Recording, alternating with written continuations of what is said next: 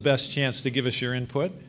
So I think you all know why we're here. It's to hear of the two proposals that we've received and selected regarding the Elm Street site. The process so far has been that we appointed a committee to interview all of the developers who proposed, who submitted proposals to redevelop the site for housing. And the reason we're on housing is over the period of several years, we took a lot of input from the public, and the use of reusing the house as a housing site was the one that received by far the most public support. So we put out a request for proposal. We received 4 proposals, and the committee interviewed all 4 and has narrowed that down to 2, which you are going to hear from tonight. Now, I want to thank the people who served on the committee. From the Board of Aldermen, we had Mike O'Brien. Thank you, Mike. And Rick Dowd, so thank you. And we had Tim Cummings here, who is the Administrative Services Director, Matt Sullivan, who's the Community Development Director, Alderman Thibodeau as well, I think. Chris Thibodeau did it.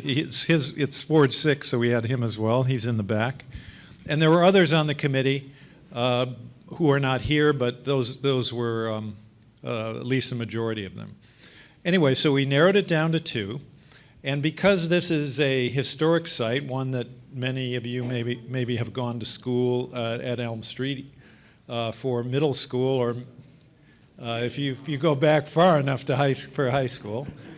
And so we wanted to make sure we learn from the public what approach you would like to use. So that's why we are holding this meeting, and that's why we really want to thank you for coming. Tim is going to describe the whole process. You can vote on the proposals and comment on a bunch of items that are back there, and he'll describe the details of how we're going to go with that.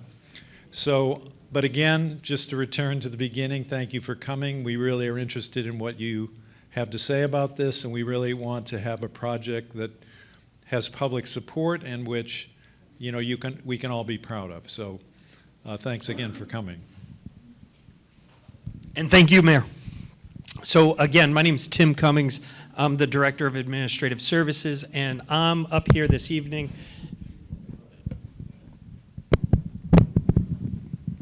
Let's see if I get this. Oh, all right, we'll see how this works. Well, good luck with me. Okay, so again, my name is Tim Cummings. I'm the Director of Administrative Services, and my role right now this evening is to just walk you through how this evening's going to unfold before I call up my colleague, Director Matt Sullivan, who's going to talk to you a little bit about the importance of community planning. So with that being said, this evening the goal is to provide the community with some input and outline the proposals that we received as a city for the redevelopment of the Elm Street Middle School site. And so the initial part of the conversation will be one of the proposers, LMG, will be going through their concept and their vision for the approximate 9 acres. And then at the end of that presentation, there'll be an opportunity for a Q&A from you all, which I'll help facilitate, along with, again, Director Sullivan.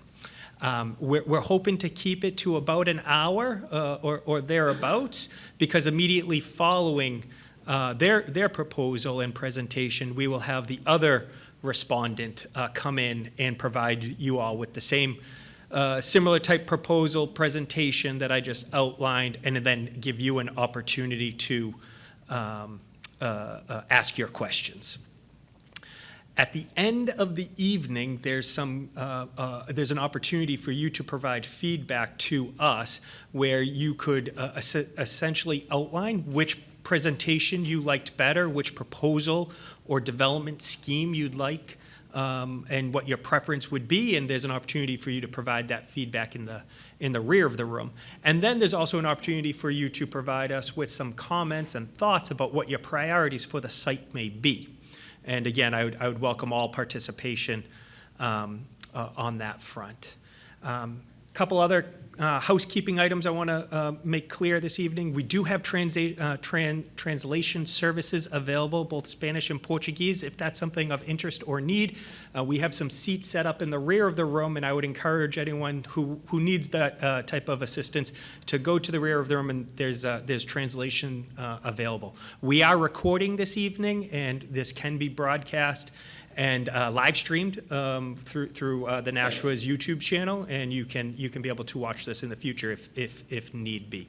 I'm going to ask people to hold their questions to the end of the presentation. There's no bad question. All we ask is that everyone be respectful in terms of how they present their question. Again, and Director Sullivan and I will be here to help you through that process as well. So with all that being said, thank you all for being here this evening, and I'd like to hand it off to Director Sullivan.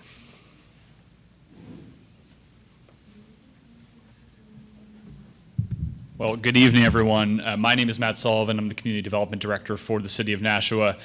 Director Cummings and the Mayor had asked me to just make a few comments this evening about the criticality of this process. So in a way, I'm sort of the hype man for tonight's discussion and trying to get everybody excited. But in all seriousness, I want to thank everyone for being here this evening. And I want to just quickly offer some perspective on the criticality of these conversations that are going to be had tonight and the process that we're going through. Certainly, I think everyone in this room has a connection to the Elm Street site, or certainly everyone in the room has a vision for what this property might be in the future and what it will mean for the city of Nashua.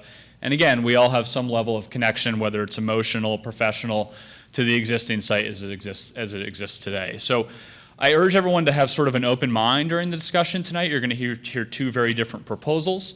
As Tim said, please think and hold your questions until the end. But I just wanted to say that the conversation we're going to have tonight is legitimately and literally going to shape what this property looks like moving forward. We're trying to do our best to balance the interests of all between natural resources, housing creation, community benefit provision. All of these things are the ingredients in sort of the stew that we're making to try and get this property to be the perfect fit for generations of Nashuans to come. So we're really excited about the conversation. This is intended to be an engaging format, although we're going to have a presentation. The idea is that a conversation starts tonight that ultimately helps hone the vision for these two proposals. One other thing I just wanted to comment on is that while you're going to see visuals and other plans and presentations tonight, this is an evolving design process. And so the proposers that are talking to you this evening are going to hear your feedback. They may make adjustments potentially to the designs that are in front of you. And so your feedback is that much more critical because you have the ability to shape the designs that you're going to be seeing this evening. With that, as Tim said, we'll be available to facilitate questions at the end of the session tonight, but I'm now going to pass it off to Sean and Tim on behalf of LMG, who are going to present this evening's first design. Thank you for being here. Appreciate it.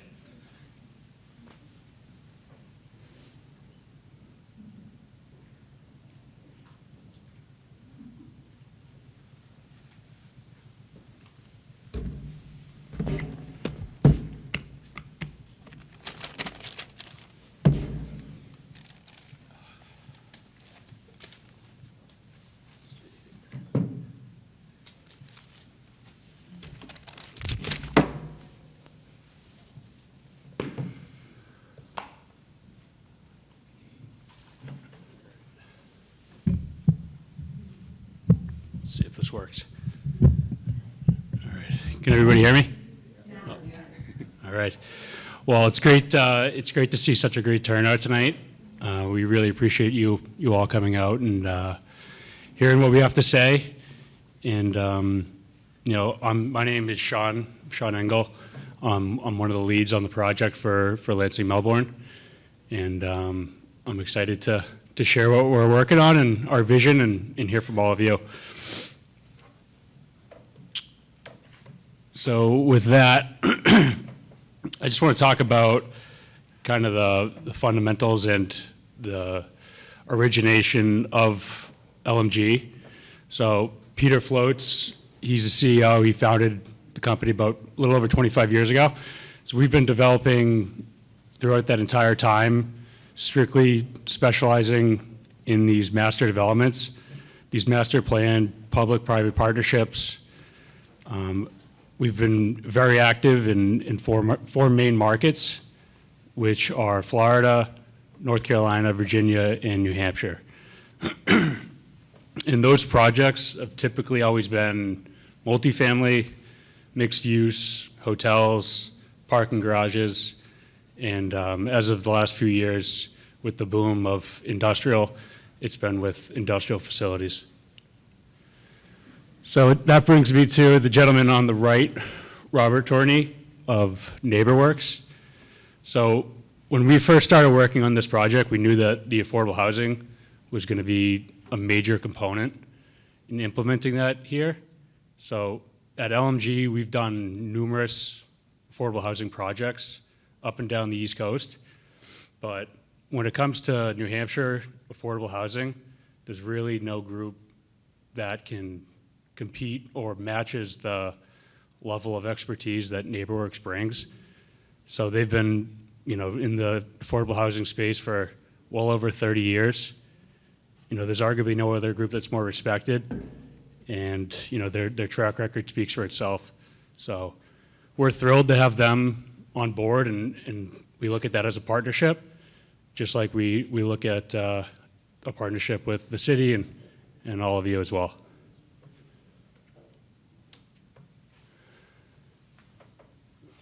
Cut off.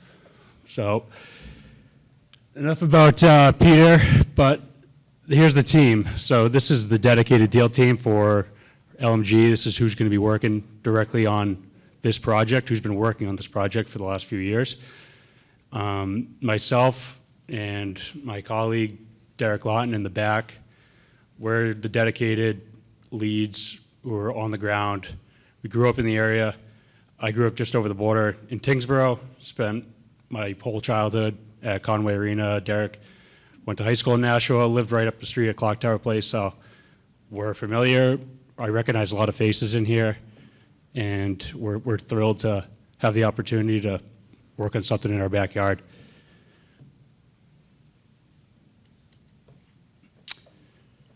So this is the design team. Everyone's here tonight. We have Harvey Construction. They're one of the largest general contractors, most respected across southern New Hampshire or the state. We've worked with them on numerous projects, and they're very experienced, very capable of handling and executing these projects.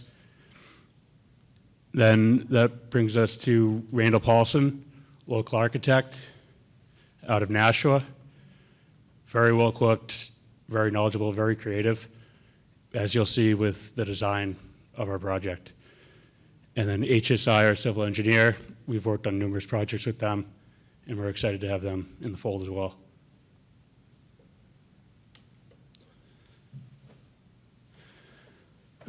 So I'm going to talk a little bit about our approach with how we look at things, why we look at things, and kind of the methodology that goes along with that. So our approach has always been this same four type of buckets. They tend to blend together sometimes. So really it's the public-private, the master development plan. A lot of times the opportunity zone will fall in line with that. But our main focus and what Peter has instilled in everybody from day one is just the commitment to the community-driven design aspects of the project. So getting your feedback, implementing different components of the city, whether it's adaptive reuse or it's ground-up construction, where we rip a building down, we salvage some of the, bricks, or we've salvaged some of the, the rolling doors. Drawing a blank on the name of it, but it's a little bit before my time. But yeah, we're thrilled to have the opportunity to do that here. And our vision goes beyond development. It's really a partnership, the way that we look at things, especially with this one.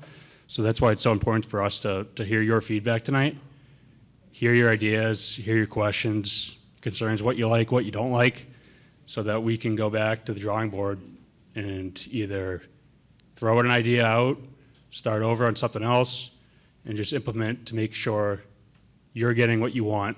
Because at the end of the day, we're the developers, but you're going to be the ones that are living with this building. You're going to be driving by it every day, and, you know, we're not, and that's just the truth. So we appreciate you all coming. And the next few slides, I'm going to talk about some of the projects we've done and what we've been working on. So starting right here in our backyard, we have the flats. This was a project that we did with Harvey Construction. We completed this project, 156 units, public-private partnership with the city of Nashua, and finished that, opened our doors in January of last year. We're 75% leased, and we expect that that number is going to increase as the weather starts getting warmer.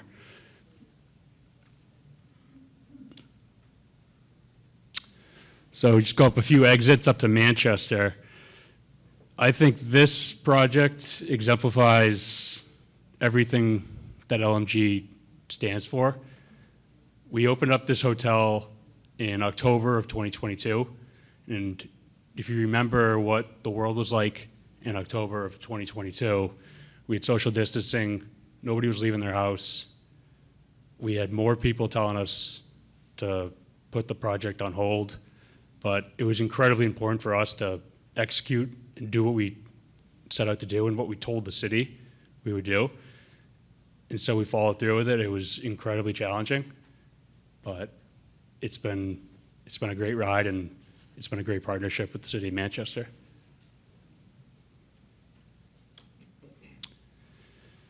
So Kannapolis, this is a project down in North Carolina. It's a 15-block total redevelopment with a P3 partnership with the city of Kannapolis. So we were chosen through a very competitive RFP process like the one we're running tonight. And in doing so, we reimagined the entire 15 blocks. We were down there in December. We toured every single one of the buildings, under construction, completed. We're building over 600 units. More is coming. And then a component that I thought was really interesting was we partnered with the White Sox single A affiliate. So it was interesting when I heard that. I didn't really know what it meant until we got down there. And if you're familiar with the Woo Sox, that stadium they just built. So next time you're down there and you look in right field, there's a 7-story tower. LMG did the exact same model. I think the Woo Sox probably copied it maybe. It's my hunch. But they replicated that. That's what we have down there. So that just shows the creativity and what you can really do when you put your mind to it. Let's see. The last one I'm going to talk about before I hand it off to Tim. This is Concord, not Concord, New Hampshire. Concord, North Carolina. This was a P3 that we did with the city down there, which they selected us, similar process to this, to go in and build 300 units of workforce housing. So that was an incredible project to be a part of. And there's also there's retail components in all 3 of those buildings as well.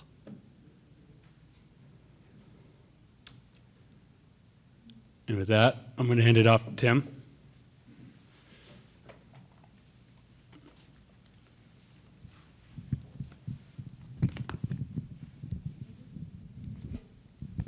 All right, can everybody hear me? All right, I'm going to be a little more mobile. So if I block the screen, raise your hand, say, Tim, please move. I want to start off by just introducing the process, right? This has been happening now since 2019, right? This was made aware, the opportunity where we did a facility analysis where we looked into the school. And at that time, it was the decision of the city and for everyone in this room that it was in the best interest to abandon the school and to relocate and to rebuild it, right? And from there, in 2021, there's been an initiative that's been put out by the city to reimagine Nashua, right? That's the driver that we're looking towards right now as we're taking a look at this. This is a master plan. This isn't a now, this isn't a yesterday, this isn't even a tomorrow. This is the 30-year goal for the city, and how do you get there? From there was the feasibility study that was done on the property. We moved from the feasibility study to the actual report that was issued, and when we look at that report, if you go through it, what you'll see in it is a mixture of housing in it, right? And a lot of it was actually mid-density, medium-density housing. There wasn't a lot of what we in architectural field would call diversity of housing. That then brought out to the actual development opportunity when it was solicited out, right? Now we're in 2024, and that's what we're all here to talk about. Next step. And then in 2025, right, we're here to talk about what it is that we've come up with. So when we look back to the 2024 here, there were two aspects in it that the city truly asked of the developer teams. One of them was diversity of housing.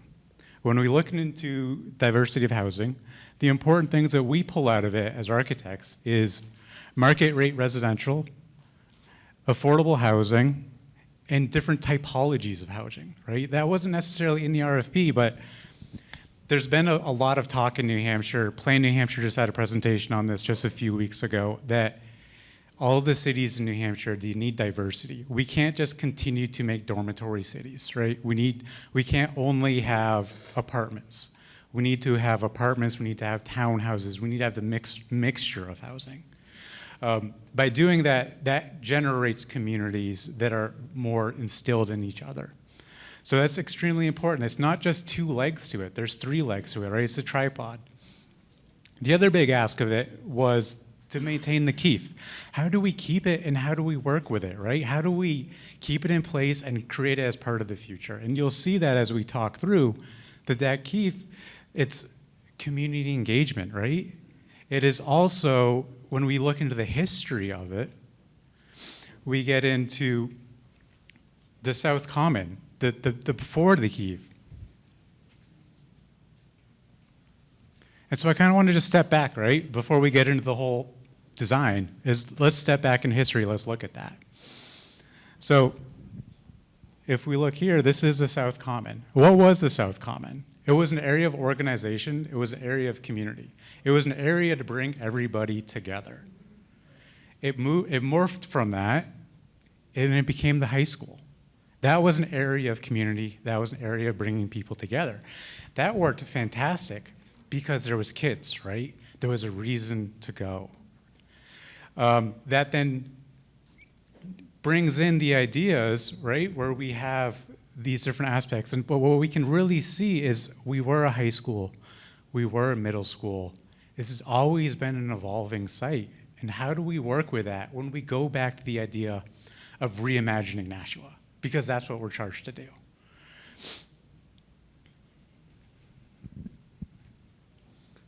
So when we want to start reimagining Nashua and we want to think about this site, we want to keep in mind the South Common.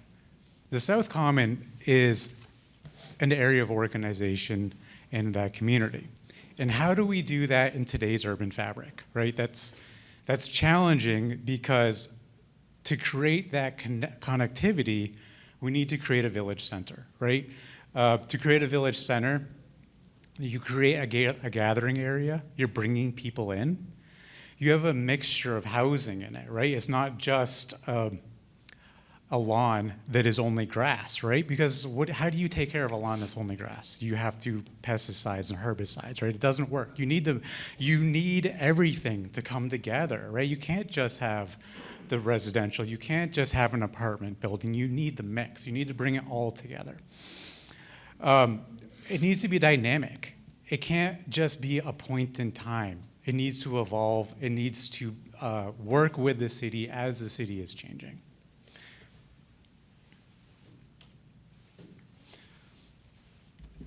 So I'll pause here for a quick second, and then I'm going to talk more about this slide in a little bit. But when we're looking at that South Common, we need to be creating that area that we're bringing everybody into, where it's not just the resident that's living in the apartment building, but it's everybody around, right?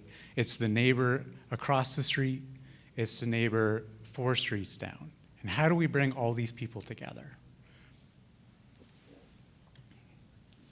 So when we get into urban design from an architectural standpoint, there's a couple of principles that are fundamental and that they ultimately drive walkability. There's an aspect of it where actually when you get into urban planning, a city block that is over 600 feet in length, it's out of human scale. It's difficult to walk across. So what we realize is this block that we're looking at is actually 600 and something feet long by 600 and something feet long by 700 and something feet long. So it's important for us to be able to break that block up so that we can create an area that people want to walk through. How do we do that, right? You have building, and how do you break a block up? What we do is we bisect it. We bisect it in 2 ways. The first way, up and down here, we bisect it with a vehicular traffic access. So we can move traffic from the north to the south and the south to the north. As we move that traffic through, you'll start to see that we create a central courtyard. We slow traffic down when it goes through, right? We elevate the walkway. We compress the building. These are design styles that we implement to slow traffic, right? If you think about driving down Main Street right now doesn't have as many trees on it as it used to. It has the shopping centers on it where there's a big plaza of parking in front of it. That's why you drive fast. If you compress that area, you slow traffic. Another axis that we then want to break is back to Main Street, right? One of the big pushes and what we need to be doing is thinking about walkability, right? There's the Reimagine Nashua, the drive on it. One of the big things is creating Main Street as this walkable fabric that we go to our restaurants, right? Where they're open in the afternoon, not just in the evening.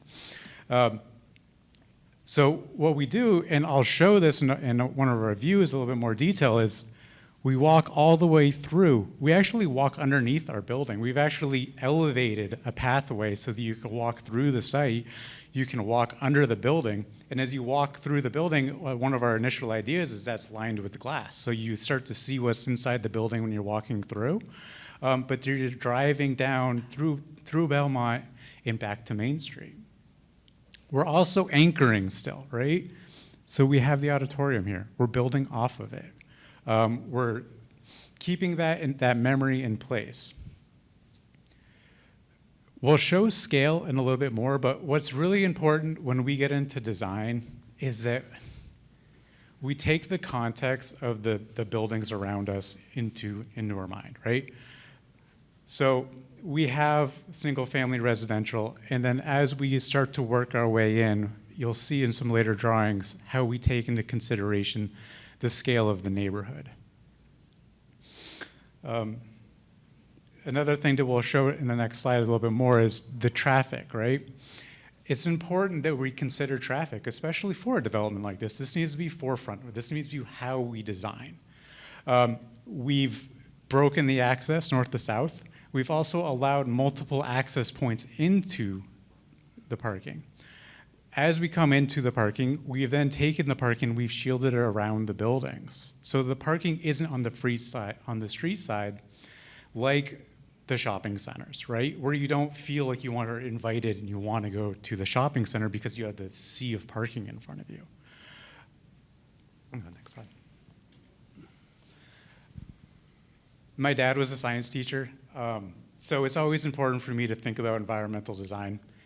He actually taught energy modeling and things. So when we get into energy as far as architectural design, site implementation and orientation of the building is actually about 70% of how efficient we get a building. So we orient our buildings taking into consideration southern exposure, right? So let's from day one design the site to think about how the sun is going around it. What that also then allows us to do is we start to bathe this social green space, We start to bring the light deep into it so it's not in shadow. That's very important when we think about creating an inviting space, right? You want to be in light, you don't want to be in shadow. You can see how we have the keef. We have it connected here to a green space. And I'm going to talk about that green space and our idea for what we could do there for a community social space and anchor back to the community and back to the residents here as well.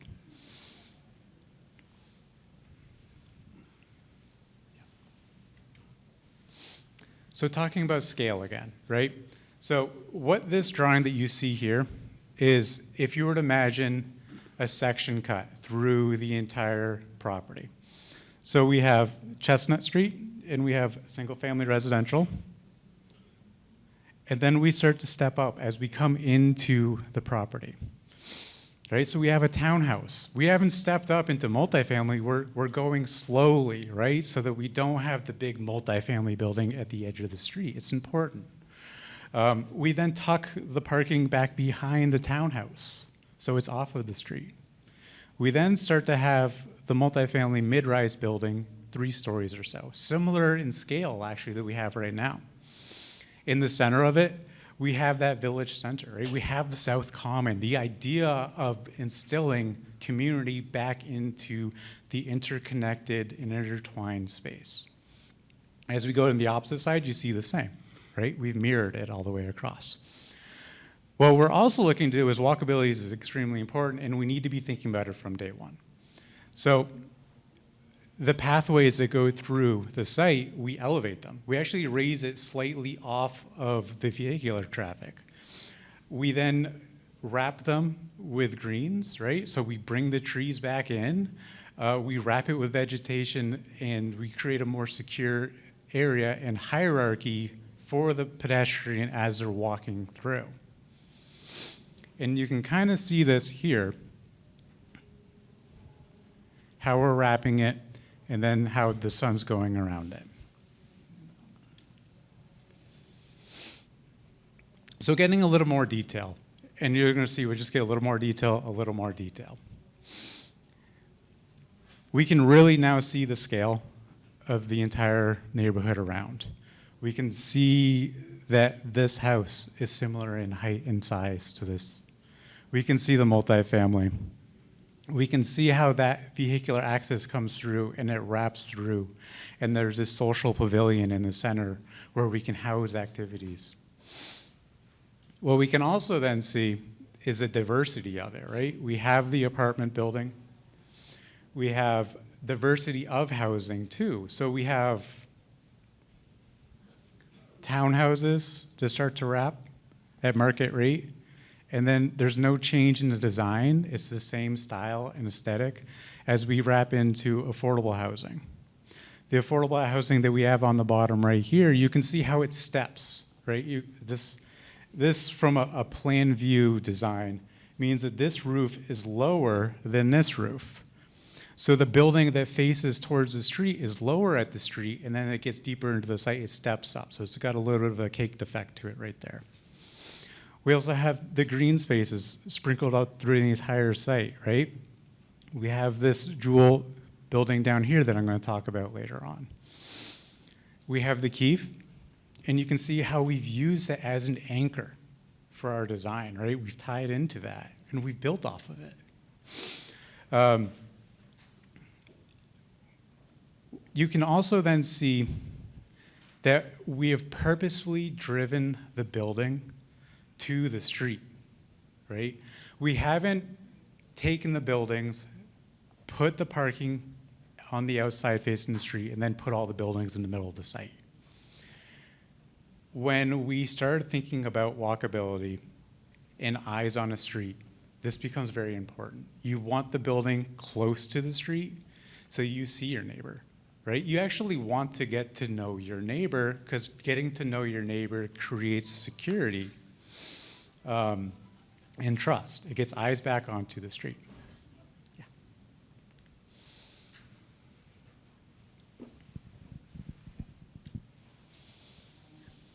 So I'll take a couple of minutes and I'm going to really talk through this slide right here.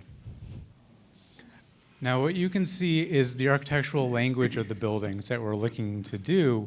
We've kept similar aesthetic styles to the community, right? We're being cognizant. You know, I'm an architect. I work in Nashua. I walk these streets, right? So the pitch of the roofs, the height of the buildings, it's all similar, right? So as we're walking across, you can see how we've pushed the building towards the street. We've got a small green space, but it is small, right? As we're going around then too, we have the affordable over here and the affordable townhouses. But we have this idea, and why was this the idea that we landed on? This actually wasn't the first idea that we landed on. The first idea that we landed on was to reuse the school structure. And when we look at the school structure, actually, it works very well for creating multifamily into it. If you were to, this design is very symbolic of the school, right? And that's purposeful.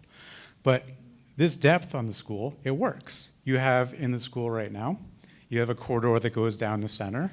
That depth of apartments that we can do on both sides of that corridor, it works. The glazing lines for the exterior of the building, they do work too. But what's important to think about is that that building was designed to be institutional, right?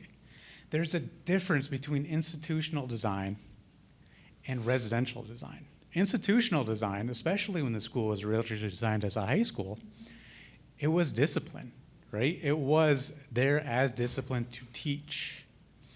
That is done by taking the building off of the street, creating a yard in front of it, separating it from the street. We can't separate the residents from the street. We need to tie them together. So there's a significant difference in, as designers thinking about reimagining Nashua, that the institutional building doesn't solve. So we keep the symbology of it. We utilize bricks. We can reutilize bricks from the school even. But we have to move it. We have to shift its location. And by shifting its location and saying that we're okay with that shift, it opens up a ton of opportunity for us. What it allows us to do is to take the parking and tuck it off of the street. It allows us the space to create the townhouses, which we couldn't fit otherwise. So it opens up so much opportunity, and then also what we then get is we have the Keefe, right? While it wasn't explicitly noted in the RFP that the Keefe needed parking, it's inherently known that there is some that needs to be attached to it, right? If I'm dropping my daughter off to take lessons there, we need somewhere to be able to drop her off. If someone is going and they need to drop off instruments or other equipment, they need an area to drop that off. So we've allocated space for it so that it is functional. What we then also do, to my point of having a daughter, and I actually just have a 1-month-old now too, so if I do look tired, then just bear with me, is a childcare. Childcare is huge, and it's not just because I am a recent father. It's significantly important in creating this environment, right? Like, I know how hard it is to get daycare right now, and as an architect, I also design a lot of childcares, and this isn't just a childcare for the resident of the multifamily, right? How does a childcare function? It needs to be open to the community. It needs to be open to everybody, right? So this is a perfect location that we can implement LMG's ability to connect communities to the developments and to foster interaction. So we anchor the corner with a higher visibility with a childcare. We give it the green space that's needed. There are tons of traveling nurses in the area, right? Those traveling nurses, they might need childcare. They also need somewhere that's truly actually walkable so they can walk to the hospital. So we think these things through as we're going around, and we create this amenity space in the center. And you can see in the renderings, it's this pavilion in the center of it, this interactive space. you can also see the scale of the building, right? So as we did step up into a medium density, which was an initiative of the city, is to drive housing, we do pull it into the center, but we keep it at a human scale, right? We're 3 stories. By zoning, we're allowed significantly more than that, but we don't need it here. We have the 2-story townhouses as well, and we've tucked all that parking back into the center.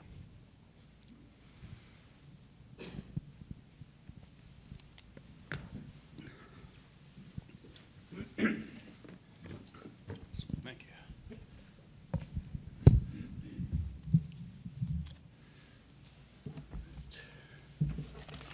You can tell that's not his first time doing this. So, as you can see, Tim is the creative genius behind these beautiful renderings and what you see here. So I'm excited for you all to throw a million ideas at him and put him to work a little bit more. But one of the things that I want to touch on that he mentioned was the diversity of housing. That's something that we really thought through and what our program was. And offering this mix of, we have the affordable, we have the market rate, but for sale and for rent, townhomes, apartments, and then the unique aspect of the for sale product is gives you the opportunity to not just give your input, your ideas, and your thoughts about the project, but you have the chance to actually buy in and be, more than just creative and give us some ideas, but just creates more of a sense of community with the ownership aspect. And, we're really excited to hear from you, what you think, and get your thoughts on this.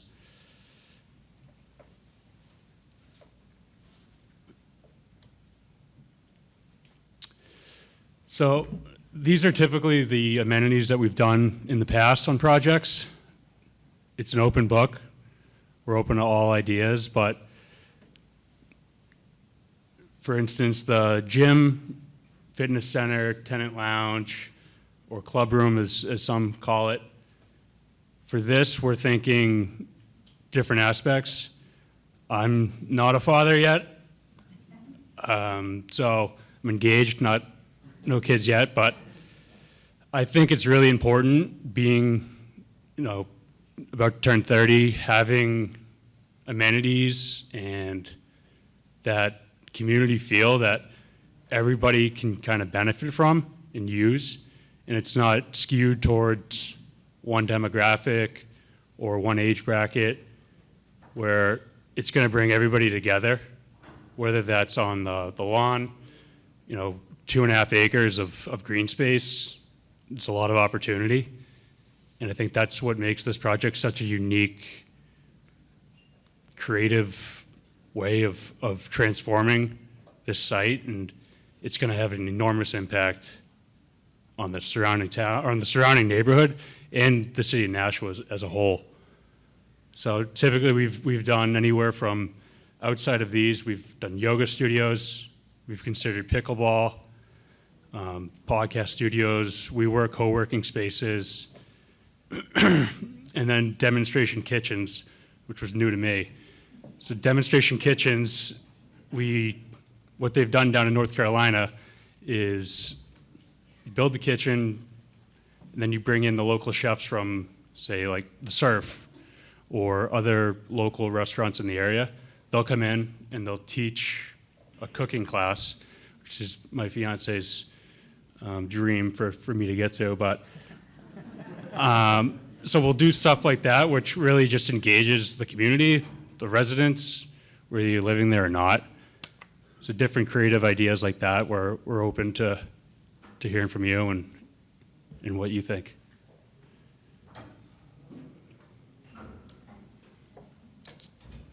But that's it for me. I'm going to pass it off to Tim.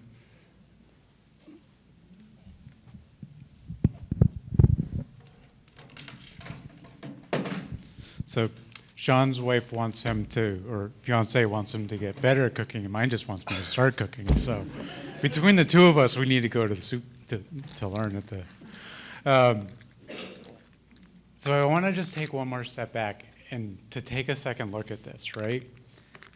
Because one of the driving requirements is how are we speaking with the neighborhood, right? And what you can truly see is that we are doing that, right?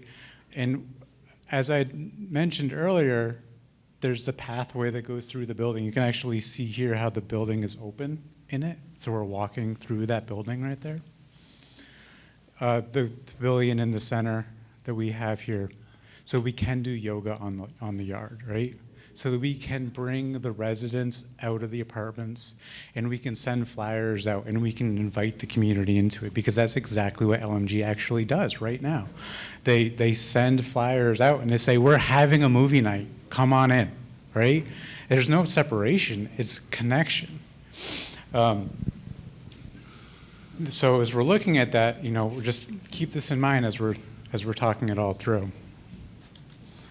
And then the last is this inside this courtyard, right? This southern area that we're bringing everybody back into. Now, this is iteration number 1, right? As Matt and Tim had said, this is the beginning of the chapter. We're going to continue working our way through as we progress. This is evolving. But you can see how we have the drive coming through. We've actually, in our mind, we've rolled what's called a rolled curb.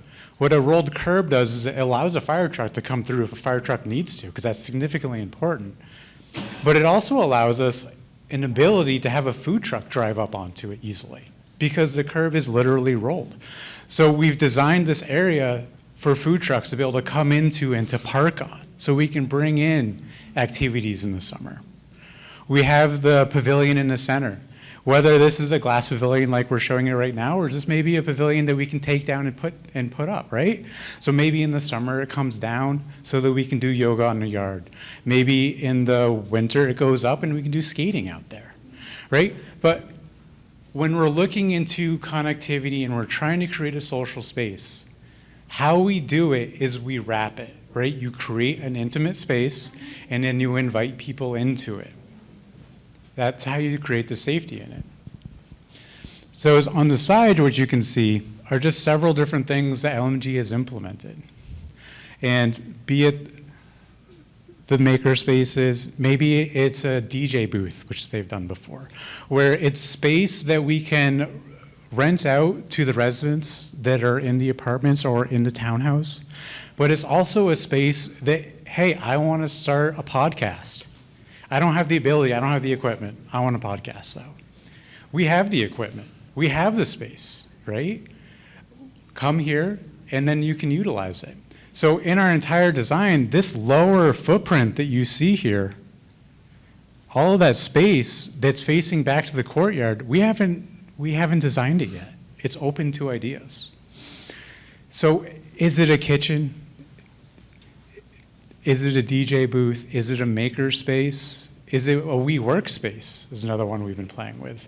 So that as you're living here, I need an office.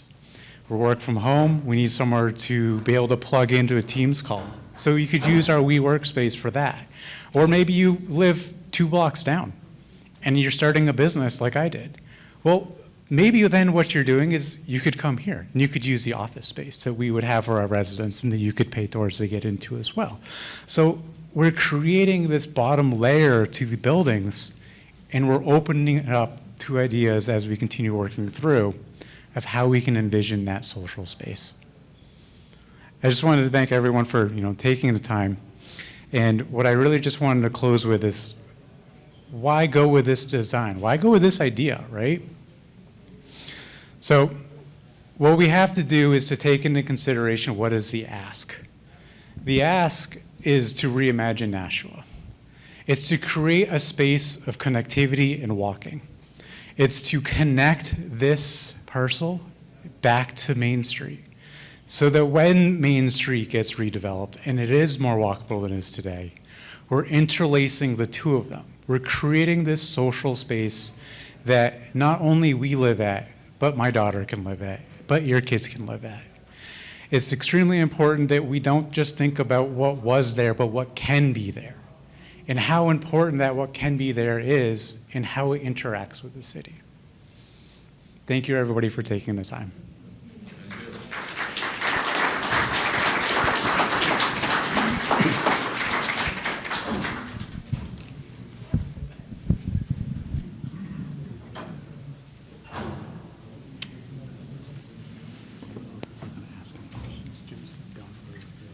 All right, everyone. So again, for the record, my name's Tim Cummings. I'm the Director of Administrative Services. Myself and Director Sullivan, we're going to facilitate a Q&A now. And so just as a reminder, for the next few minutes or so, this is your opportunity to ask questions, and we encourage you to do that. We only ask that you do it in a respectful manner. There is no bad question, and the whole point of this evening is try to exchange information, right? So we want you to have the information available to you, and so don't be afraid to ask whatever questions may be of mine. Peter, I got you. Give me one more second. And then with that also being said, just want to remind folks, we do have translation services available. It's in the rear left corner, so if that's of interest to you, for those who came in a little late, please feel free to take advantage of that. And then there will be a community engagement component at the end of the second proposal. So after we get through the Q&A here, we'll probably take a 5-10 minute break, a little transition period, and then we're going to have the second group come in and do a similar type exercise. And so at the end of that Q&A, there'll be an opportunity for you to provide feedback if you don't feel comfortable doing it through this live Q&A type of engagement. And then you'll also be able to express your opinions in the rear of the room. So with that being said, I'm going to be walking around the room. Director Sullivan's in the rear. He'll also be helping facilitate as well. We want your questions. We may ask some questions as well to kind of help spark some conversation. So I already see a hand up. So Paula, I'll get you in a second. Peter first, then Paula. Okay? All right. And so with that also being said, I'm going to ask you to come into the middle of the aisle and use the microphone, okay? How you doing? Pete Schaefer.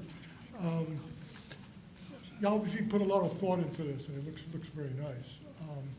I had two questions, really. One is that Center Street that looks out like that, is that a through street? Do you know if Yeah. that's a through street? I- Oh, it's not? Is it Should I on- use this mic, Tim? Use the one up at the podium.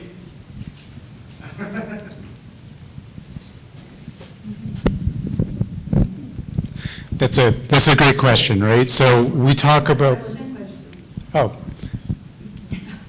I think you have to use this one. Is it not working? Okay. Yeah, the question I had was, is that Center Street a through street? The one that goes sort of circular? And, if it, one of the things I've looked at, if it is a through street, it may become more of a traffic problem as you get along. If it were something that was a street like that, but had some sort of barrier where you couldn't go very fast, then I could see how you could use it the way you're describing it. But otherwise, we have Main Street, and we have a lot of places on Main Street. And one of the things we would love on a Main Street is not have traffic, right, and have just being able to walk. We don't have that downtown. But you could actually do something like that in that area where that part wouldn't be a through street. It would just be, cars could still go through and let people off and stuff, but not be a through street. That was my thought on that. The other thing is that I have experience with development in Nashua where they've told us a lot of wonderful things up front, and it was very nice. They did a very good job, with that as well.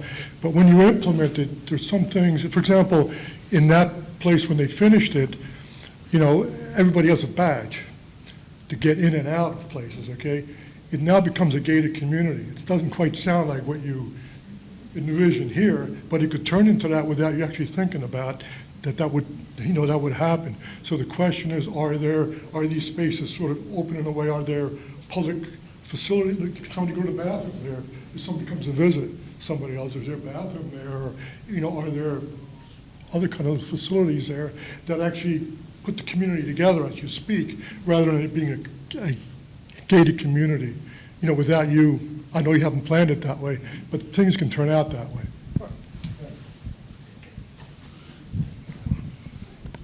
It's a great question about the intersection street and how we're breaking that block up, right? For that space to function, our vision for it, you can't have driving straight through it, right? You need, because you wouldn't have the safety for it. So that, we go back. Yep. Do you know how to do it? So as we're coming through here, this is for the fire truck access to be able to get in, because we need that for Nashua Fire Department to be able to get in. It also does allow for areas for coming into and dropping off, right? Go back and hold. There it is. And then, oh, I saw a little bit where it said, start slide for the Sorry. If you, There you go. There we go. There it is. perfect. So it's a fantastic question, right? And this drive that's coming through wouldn't be a public road as in what Main Street is currently, but it would be access into, so that when we are having residents come in, so that if we have food trucks come in, it's access into the site itself. As far as is it a gated community or non-gated community, actually, one of the things that LMG is always implementing is that as they're operating the facility, is they're opening it up to people to come into. So the idea of a kitchen for classes, right? Well, we can't have 500 people into the classroom at once. That doesn't work. But what we can do is open it up and we can send flyers out to the entire neighborhood so that we can bring people in. And what they've done it before is it's been implemented so it happens like once a month. The big driver with LMG is that they're always creating these spaces that are connected back to the community. Okay. I believe Paula in the back. Yeah, Paula, can you just come to the middle of the aisle here so the camera can Sure, catch you? I'll get Paula. Thank you. I broke my kneecap. You don't have to feel bad for me. I can't dance, but I can bend the knee now. Do you want me to talk with you? I broke my kneecap. Who moved it? I did. I fell in my driveway. I'm looking at this whole design. It looks really nice. But I think it's a lot for downtown because when I take a look at this, it looks to me like this is becoming a 15-minute city, more like Salem, New Hampshire. And we're not Salem. We're Nashua. We have our own design. And then I'm looking at this, and Mr. Cummings, Mr. Sullivan, and the mayor knows, to me, this is almost like a design that we're going to do at the tannery. So I'm kind of saying we're duplicating or triplicating all our ideas. And this, to me, I think is going to make downtown more congested versus bringing the beauty in that we have downtown. So I'm a little bit concerned if people understand my accent. I'm from New York originally, and I've lived in congestion. And I think this is a very big project for downtown. I think this is way too big. I think it probably could be scaled back some. And then this way you have more open green space. Because we have a population problem with school-age kids. And the question's going to be, and people need to think about this because of the fact that our costs in schools are going up, but our population is dropping, and we're only 9,700 plus kids in school now. So when you build something like this, because we're not building private homes anymore, because this is easy to build with the land and the space, how many kids are we going to actually bring in here with families? Because our redistricting study showed that families do not come in to apartments because the kids get to a certain age, they want those homes. That's the American dream, to have a home. So my concern is how many kids are going to be in here? Maybe townhouses, but the apartments, I'm concerned. I think it's a nice scale, looks nice. I think it's too big for downtown. Thank you. Thanks, Paul. I got Betsy and then Sherry, and then we'll get you. Do you want me to respond back too? Yes, or? please, yeah. Okay. I would say too, it's fantastic, observation and comment. And This is chapter one, right? This is a first pass with the city coming to us and saying that we need to drive up housing. So this is the first idea for it. But is this the final unit count that we land on? Maybe we come back and we pull it back a little bit. That's an option that we'd be working through because this is the first iteration. The other is that the townhouses that we see around, they're not just rentals. They're for sale units, right? These aren't units just so we can rent out. These are units that you can buy. So these are that next step because we don't have the urban fabric and space to do a single family detached house where you still have an opportunity to purchase.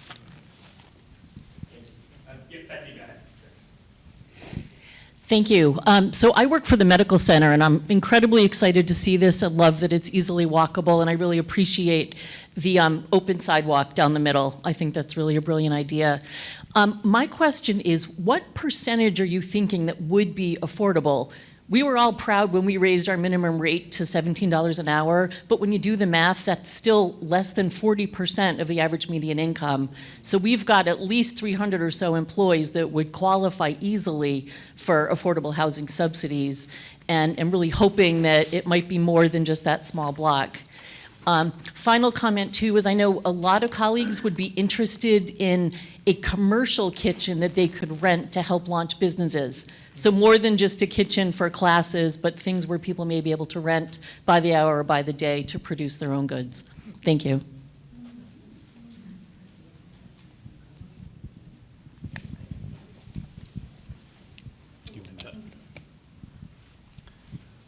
So I'll answer the first one about the affordable housing. So right now, the way that our program is set up, and this is going to be fluid, that's why we're having these conversations. Right now, for the affordable piece, 46 of those will be the affordable rentals, and then we program 13 of those as the for sale.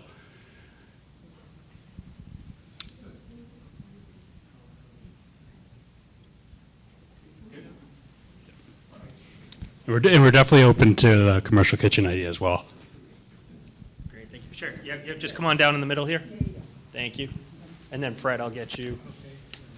Yep, no problem. I think this is very exciting, okay, and one of the things that I wanted to see was a lot of diversity. But I just have one question, and that is about parking. Okay, I just want to know where it is, because I saw, when you say surface parking versus on-street parking, you know, I don't see a lot of, is it underground or where is it?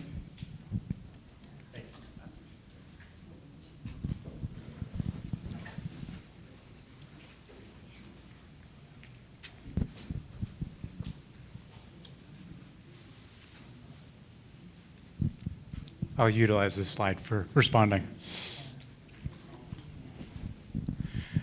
So what we've done is,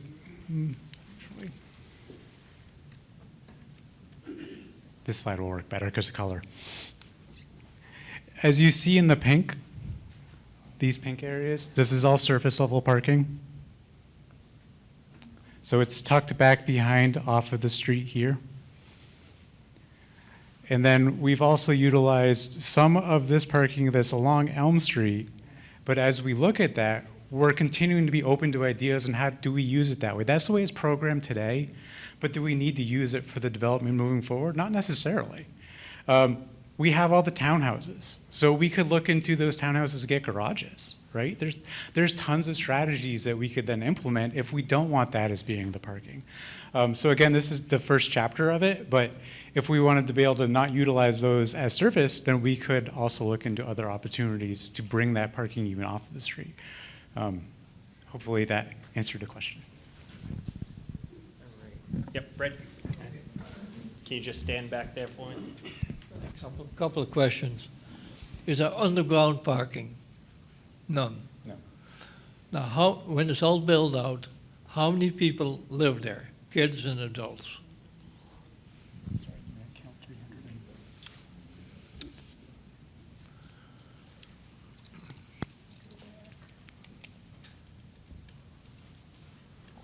There we go.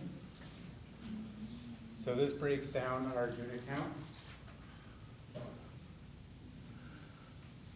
Yeah, so how many people live? when it's fully sold, how many people live in that space? I guess it would ultimately depend on how many families. Yeah. The townhouses is a thing that's in flex, right? So how many people live in the townhouse? How large is your family? I'm a family of 4 currently. But what you can see is the breakdown of the units themselves, right? So the affordable housing, we're at the 59 units because that's how many Rob and his team can get online. You know, we've done the study to figure out how many we can bring to market based off of the funding that's available for the coming years. And that's a huge driver for what this number is, right? This number isn't something he just pulled out of the air. Neighborhood Works knows exactly what they can implement. And this is what he said, I can implement. And he's done it successfully throughout New Hampshire. So this is the money that's available to him through the state to be able to bring these online. And then market rate, 237 units is how many we have in. So 600 would be a reasonable number? 600 people? Oh, Fred, you have one more question? One more, Fred, one more. All right. So you said 600 total? How many people total? 296. Yeah. There'll be 296. 290.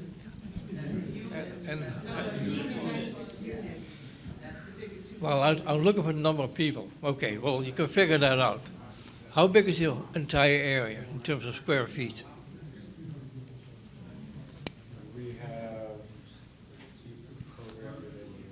Square feet. just under 9 acres of utilized space. I don't know the square footage. Okay, 9 acres, that'll be 360,000. So is that dense? Is that a dense populated area? I don't know, you have to figure that out. If it's too dense, then you got problems. The final question I have is, I didn't hear anything about commercial space. I would suggest as an alternative, this is your children area. You may think about putting a restaurant there. You know, when they built Bridge Street, they promised a nice open restaurant. It never got built. Right against the river, never got built. That's the problem. All right, and then why don't we go with you, and then we'll go with you, okay? Great, and can you just... Sure. I really appreciate the density in the child care center. I know that for a lot of families that I work with are really strapped looking for child care, and for myself, having looked for an apartment in Nashua, it's really, really difficult. So I'm really grateful that there's going to be, hundreds more built. My question was about the level of affordability. So, is it going to be, are the affordable units going to be affordable to folks making 80% of the median income? So that'd be like a family making an income of $80,000, or will it be affordable to those making less than that as well? Yeah.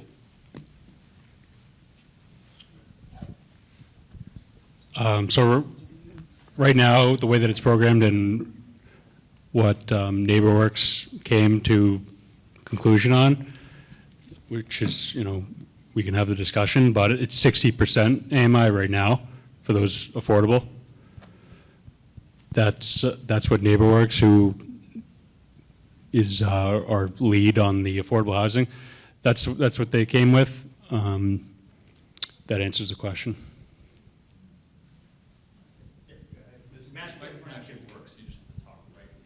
All right. Hi. Hello?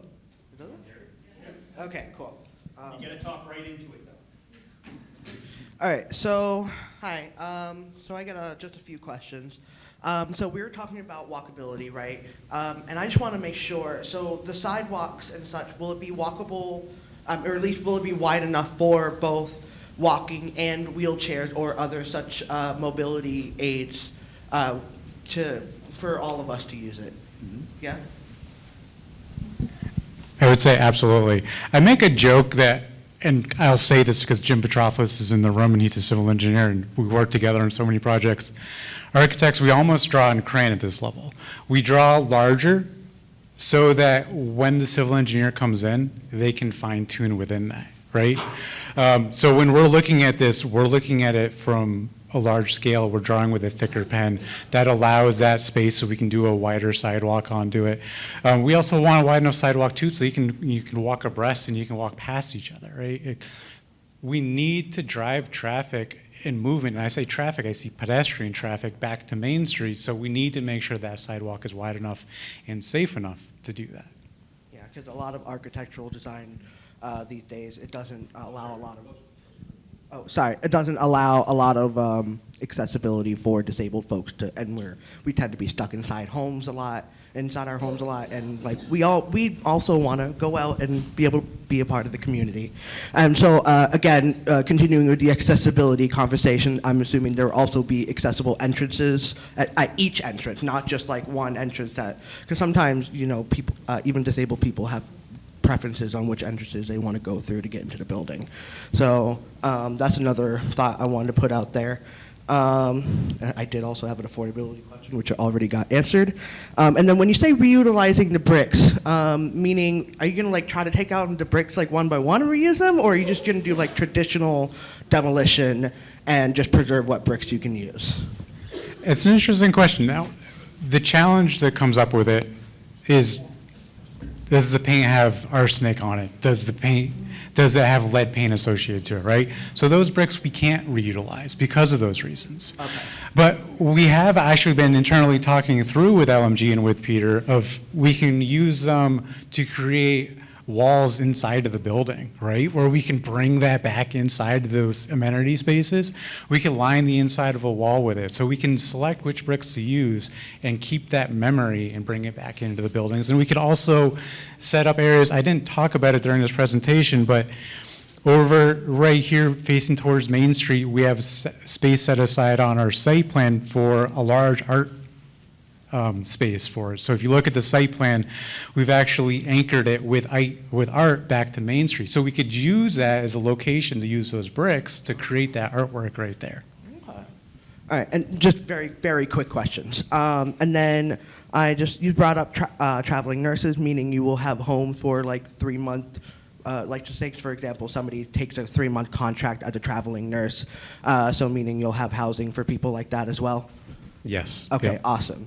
And then just a couple of ideas. Personally, I also wanted to back up the thought that I would like to see more green space, so that would be nice. Personally, I love the design though so far. Like it's beautiful, and I especially love that you're bringing in more trees too, because that can help with global warming and keeping things cooler. And I also wanted to add that maybe it would be nice to have some green space to have another community garden for this local neighborhood. And then for an idea because I remember you mentioning on the bottom floors having open spaces being open to ideas. I would love one of those rooms to be at least a general dynamic community room that can be used for whatever, and so like whatever, like somebody has a wedding or a birthday party or something like that, you know, community room like that. So that's all I have to say and ask. I love it. Great ideas. Thank you. Thank you. All right, yep, I got you over here, and then I'll grab you next. Why don't you come to the middle?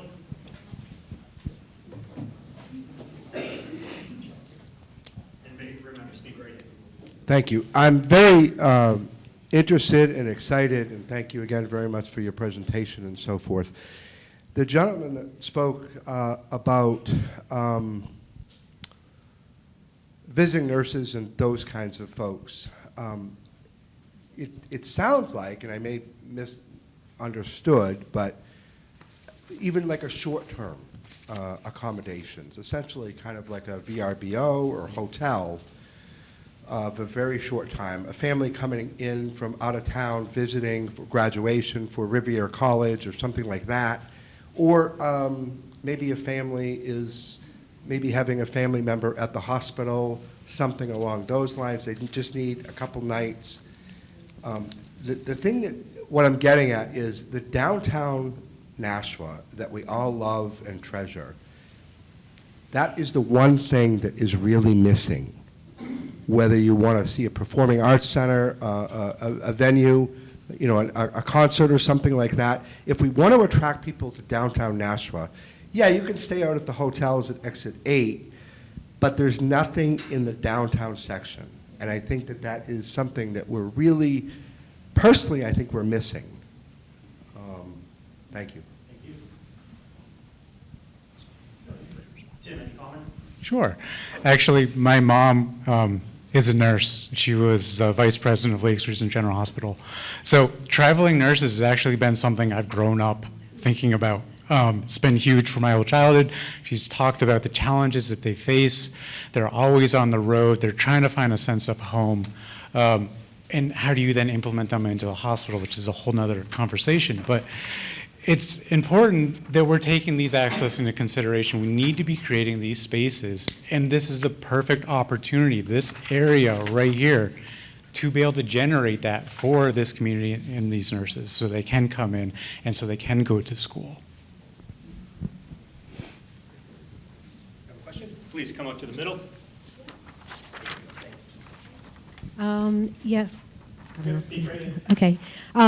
My question is, so you mentioned something about how the way the building is sited, and certainly, you know, you're anchored by the Keefe Auditorium, so it's obviously got to go a certain way.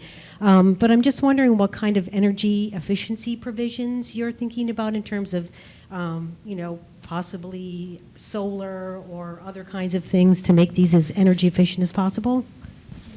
Sure, I could probably speak a little bit for LMG because I designed some of the buildings. One of the things that we're looking at is the glazing of the building itself, right? If you ever talk with Peter in person, he'll always talk about the glass that they use on their buildings, right? That's a driving force that's being implemented in the energy codes right now. Additionally, you know, how do we look at that? Well, as an architect, I don't want to get too into the details on design, but we could strictly follow the code book where the code says to do X, Y, and Z. But what we actually do is we model out the buildings from an energy standpoint. So what that means is what we call energy modeling. Scott and I, back of the room, were just talking about this for a building right up in Maine, is we model out the entirety of the building. We look at the systems, we look at the R value and the insulation, and we figure out how it all talks to each other. Because there's not one way to approach the problem. And if you follow the strict code book, it's not going to get you to the best solution. So we model out the entire building from an energy code standpoint that way. All right, but we got others who haven't asked yet, so let's just appreciate that. Rabbi John, do you want to come on down and then just keep your hands up, who have questions? Latonya, I got you. Okay, great. And remember, just speak right into it. Thank you. Thank you. This is tremendously exciting, and I think, especially as someone who was on the Imagine Nashua committee, to see how you've tried to take all those concepts and spin them into something which is beautiful and speaks to all of them is really impressive and neat to see how it lays out. And I think the scope and scale are really good. And one of the things that I would just want to ask you about in the sort of thinking about the relation of the affordable section to I guess to the whole section and to the Keefe, I can on the one hand see a really tremendous thing in there being linked between the affordable an affordable section and the arts venue because of saying that this is a civic connection between groups and often I think we've seen at the Keefe that there isn't as much kind of diversity of participation in concerts and performances, and this would be a tremendous benefit. On the other hand, I was kind of wondering whether it has to be that all of the quote-unquote affordable units kind of segregate by income, and is that something you've thought about, or are there alternative ways to think about distributing the sort of rental rates of the units through the property? Sure. So what we need to look at is the structuring side for LMG, right? Because Neighborhood Works needs to be able to buy the building. So that's how I believe that tandem happens. But whether or not they are in that exact area or maybe we shift them around, we're open to the idea of it doesn't need to be that exact building, that location. But what is important to us is that the level of design from one market rate housing to affordable housing, it needs to be the same. There can't be separation. And that's been very specific and intentional in our design.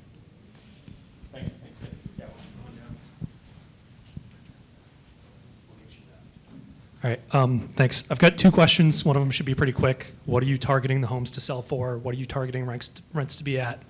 And then the one is, this might be more a question for the city, but have you thought about improving pedestrian access around this block, making bicycling more comfortable, adding bus routes, kind of expanding the influence of this past the block that you're responsible for? Yeah. So I can address the first question. I mean, that's obviously the million-dollar question for everybody. What is market rate going to be for sale or for lease? It's something that we're seriously looking into right now, and it's going to be where the market is right now. And I mean, this project, and it'll be in a year or 2 years where the market is. At the end of the day, it does come down to making financial sense sometimes with what you have to charge, and what we have to charge is market rate and for those units, but we want to do it in a way that it's affordable for everybody that can participate. And at the end of the day, we want to deliver a phenomenal product, and we'll have to continue to work through that. Thank you. I've asked Director Sullivan to address your. Yeah, so it's a great question on sort of the changing of the streetscapes in the area, and I think provision of transit routes was the second part of your question. We do have bus service in this area currently. It's not the most frequent service, which I think is something that we'd have to look at. And one other thing I'll just comment on is that it would be great to establish bike lanes adjacent to this property. One of the challenges, though, is that you don't want to create little islands of places where there are bike lanes, but the ways to get to those areas of bike lanes are not protected with bike lanes. So I think what we'd be looking at is larger transportation modifications to retrofit the streets that surround this block. But that would be a process over time. It's not going to happen quickly, but it needs to start someplace. And so I think the goal with this proposal and the other proposal you're going to hear tonight is to start to rebuild that streetscape. And I'll just say on the transit side of things, because I do have some engagement with the transit department here in the city, we very much try to align our routes with where there's concentrations of housing density. And so very much we'd be looking at the frequency of the routes that are provided here and whether that needs to change depending upon the proposal that moves forward. Hopefully that answers your question. You want to come out to the middle here, and then LaTanya, I saw you. We'll get you. John took my question. Okay.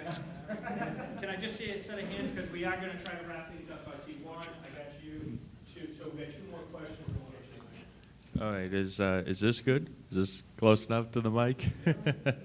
All right, so a relatively, I think, pretty small question in regards to all of this. I believe earlier when you mentioned for the walkability that would go, in essence, through kind of the middle area, that's not coming from the roadside entrances. I think you said something about underground and glass. It felt a bit confusing to me. Why not just, I guess, punch a hole through the two buildings to just make a walkable path?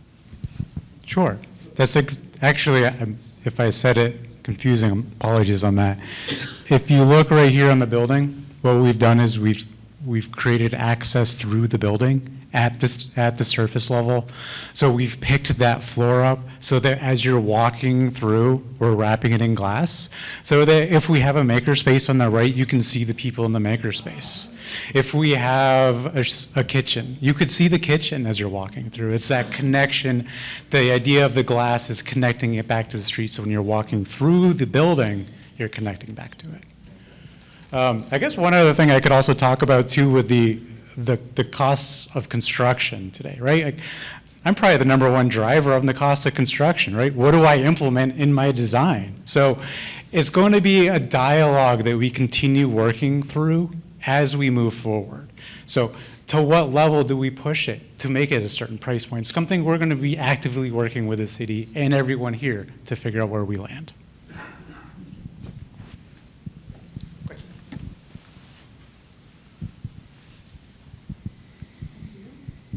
Number one, thank you guys for coming out. It's been very interesting. And would just really like to lend my support to the general density of it. There's a lot of things downtown that are a lot better to walk to than they are to drive to. Got the art center, churches, farmers markets, all the restaurants, popping up. And we live a few blocks further from downtown than this is, and it's even there a little annoying to get downtown. So like the more density we have that we can condense around the things people want to do, the better off we'll all be down there. Economy-wise, quality of life-wise, I'm looking forward to it. Completely agree. That's why when we start to look at cityscapes and we look into downtowns, the more walkable the area is obviously driven by density. So thank you. I want to echo what a number of people have said. I appreciate the coherence of the plan. I mean, I think you kept to, again and again, livability and connectivity, and try to make this a human scale and invite the community in. So I very much appreciate that. Appreciate, too, that you reached out. I mean, we've got the local connections anyways, but NeighborWorks, which has a stellar reputation, and they just built, as you know, their largest project right here on, on Main Street. So that's quite good on that. So related to that, the next step is, who will manage this once it's completed, if you were to get it? So that would be the first question. So we've used Wingate. That's who we use on the flats. They're Class A property management company, regional. They cover New Hampshire, Vermont, Massachusetts, Maine, Rhode Island.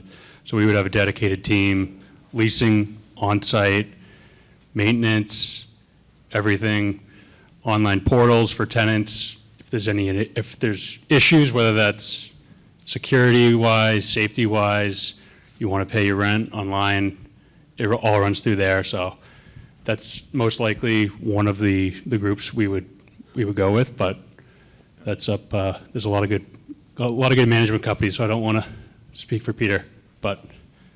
Well, speak again in terms of, since I'm not familiar with them other than the recent experience there, but certainly that you're talking about NeighborWorks, and NeighborWorks has used Stewart Property Management, and which has a stellar reputation. Since I don't know what Wingate has experience in terms of managing affordable properties. Are you aware of that in your work? So it would be kind of a combination. But. Okay. And one last echo that I hear that you're flexible about this, but I am somewhat concerned about the separation, and I understand there's some practical things, but having a dedicated property that is just affordable, that has an inherent tension process. So ways of looking at, again, you spoke to it in brief, but I think continuing attention to that. So I think it makes for a much more integrated community in that way.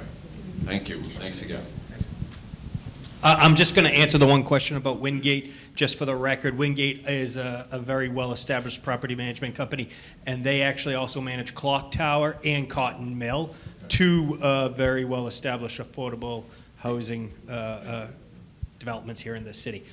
So I know that we have one last question that I'm going to hand it off to. We're going to wrap this up after this last question, take a 5-10 minute break, try to start back up at 7:15. And for those of you who may not be able to stay this evening, we are going to be doing this all over again on Saturday at 1 o'clock. So you can catch this again on Saturday afternoon if you'd like. So with that being said, we're going to take this last question, and then we'll go immediately into a break and transition for the next group. Thank you. Are you going to flip the presenters on Saturday? I don't know, maybe. I didn't thought that far. My colleague Derek back there, he's going to be taking the reins for me.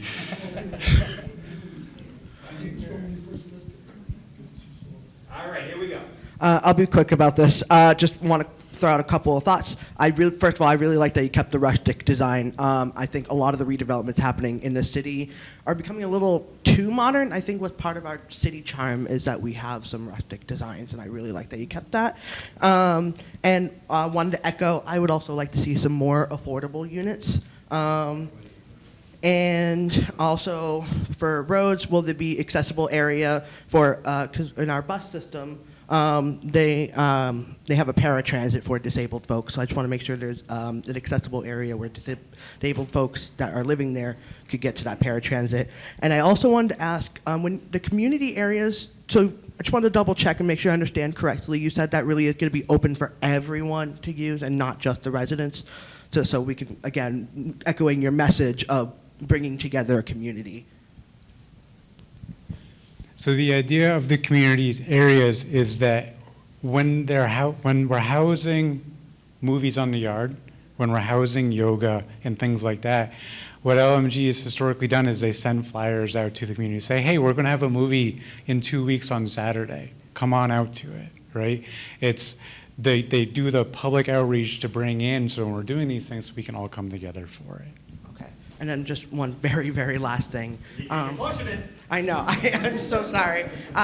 This really is the last thing. For people who have more questions, I know I just keep having more questions and ideas flowing into my head. Is there a way that we can contact you after tonight with our questions and our ideas? And after the Saturday meeting? I know we only have so much time. I would say this is chapter 1. Like, I've personally worked on several 3Ps, so that working between the public and the private sector, LMG has built their company literally doing this. They've done it their entire history as a company. Is how Peter started doing this. So I'll give you my email. there we go. And so. All right, well, thank you, everyone. We'll take a 5-10 minute break at the most, and we'll start again at 7:15.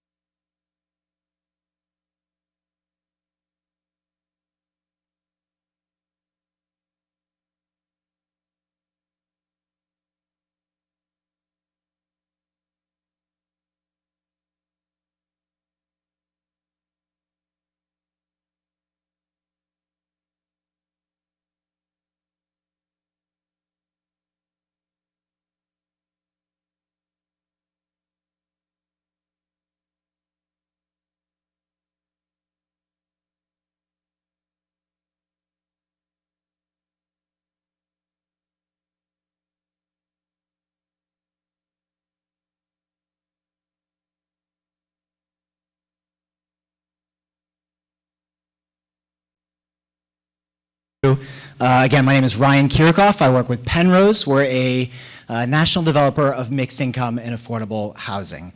And appreciative of all of you being here. We know, like, it seems the energy is pretty good. You guys had already been here for like 2 hours, so thank you for sticking around. I guess the snacks help, but we're excited to be here. We're excited to tell you a little bit about ourselves, what we're about, this amazing team that we've assembled, and some ideas that we have for this amazing place that you have here in the city of Nashua, the Elm Street Middle School. So before I dive into talking about us, I want to start with a show of hands. Do we have anybody in this room that went to school at the Elm Street Middle School? Wow, that's a decent portion. All right, high school, beg your pardon. How about kids? You had kids that went here? Some nieces, nephews, grandkids, definitely some friends and kids of friends, I'm sure, right? So we know the ties that the community has to this building run really deep, right? This is Nashua history. This is culture. You have memories here. You have family memories, a lot of you here. There's an intensely personal relationship that a lot of folks in this community have with these buildings. And we always wanted our proposal here to be rooted in a respect for those relationships and the role that these buildings have played in the community really for decades as a place for the public good. So with that in mind, I'm going to tell you before we dive into anything else about the three uniting principles that we had in mind when working on this response. So the first is to preserve the history of this site. Preserving the historic portions of the school building. We think the school building is just too great, honestly. It's too meaningful to propose demolishing it. And it's precisely the puzzle of figuring out how we prepare these buildings for their next life, for their next act, that has us so excited, and I hope will excite you too tonight as we talk about it. So this has always been a place, as I said, that served the community. We want it to continue doing that. We think we have some great ideas that we'll show you on the site plan for how we can really bring folks into this campus and ensure that it remains a gathering place for all the people of Nashua.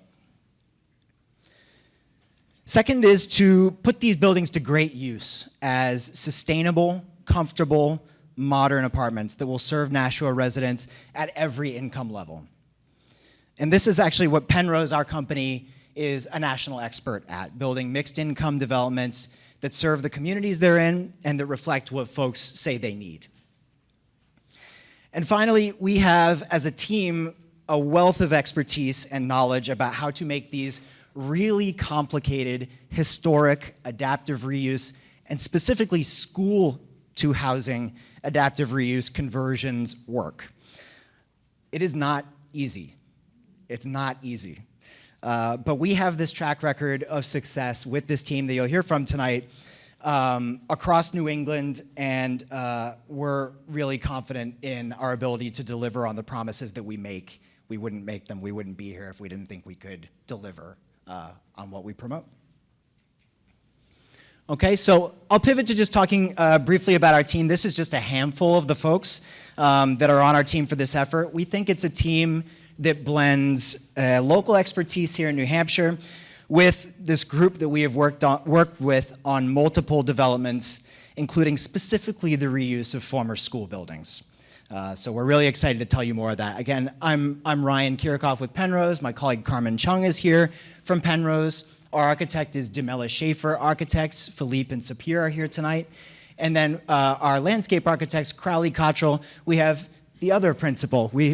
On Saturday, I think we'll have Cottrell. Tonight we've got Crowley. Mish Crowley is with us to speak with you. Okay, so I'm going to start talking a little bit about Penrose as a company and what it is that we do. So we are a national developer, again, of mixed income and affordable housing. We're about 50 years old as a company, and we are what we call a soup to nuts developer, owner, and operator of mixed income housing. And that means we are with a project from the very beginning, the idea on the napkin, the first community conversation, all the way through design, financing, zoning, entitlements, permitting, the actual construction process, and then the lease up. And then in almost all cases, we are a build and hold developer, meaning we do not sell a project as soon as it is complete. We are in the communities where we build for the long term. And that is part of why I think we are so committed to being not just a great developer working with great designers, but really a great partner and a great neighbor in the communities that we work in. We are not interested, frankly, in building developments that the community is not proud of. That's really important to us. So I'll add that in addition to being great partners, we think of ourselves as really great collaborators. And that extends from transparency and collaboration with stakeholders, nonprofits, residents, neighbors, to the relationships that we have with financing agencies, lenders, investors that make these complex projects feasible. So I'll throw a couple facts up here. We have now worked with more than 100 different municipalities across the country to help increase the number of diverse housing options in their communities. We typically close on financing for about 15 new developments each year. And I'll flash here that we have now completed more than 45 of these historic rehabilitation, adaptive reuse projects. That all of this together we think makes us a really well-qualified team for the work here in Nashua. So as I mentioned, we are in the communities we work in for the long term. And a part of that is the fact that we have an affiliated property management company, Penrose Management Company, PMC. And PMC is one of the most experienced operators of mixed income and affordable housing in the country.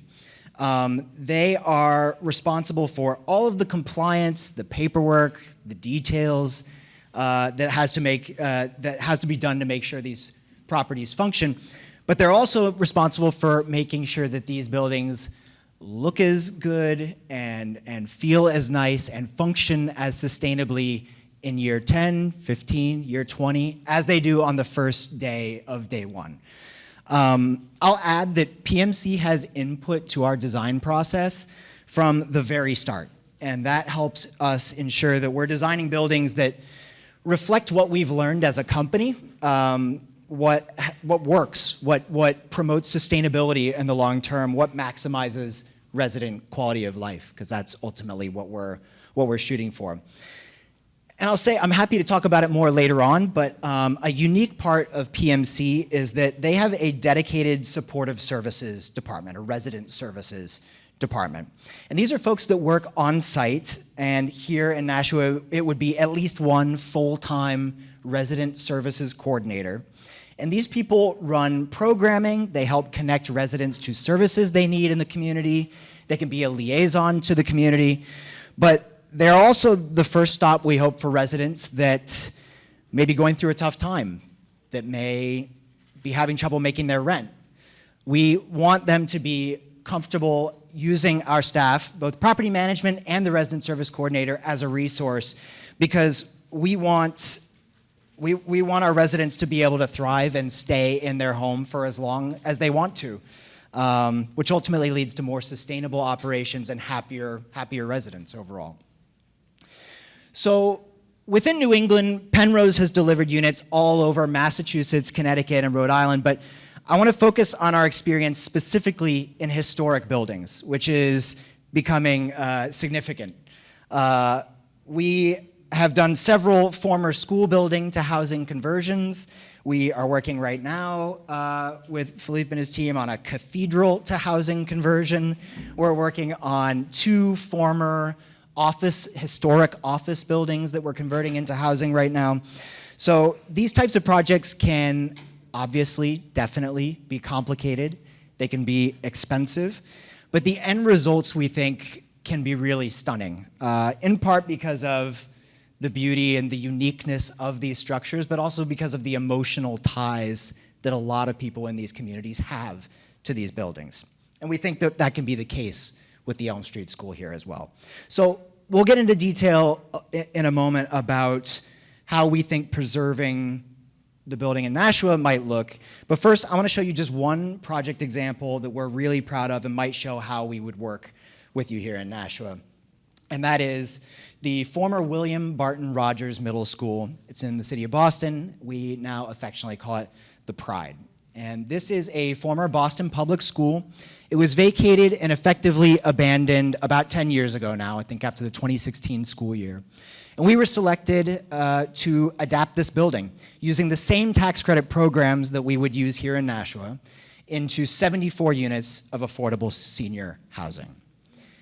And this is a 100,000 square foot beast is the word that I used throughout the construction period. It's a beast, and it was built in 3 separate eras, the first of which was completed in 1902. The 3 eras lend the building its U shape here, really. So it's one building, but 3 different wings, 3 different architectural styles, different building materials, which made it complicated, but a very interesting and beautiful end product, we think. We worked really hard with our design team to create beautiful and functional spaces inside and outside.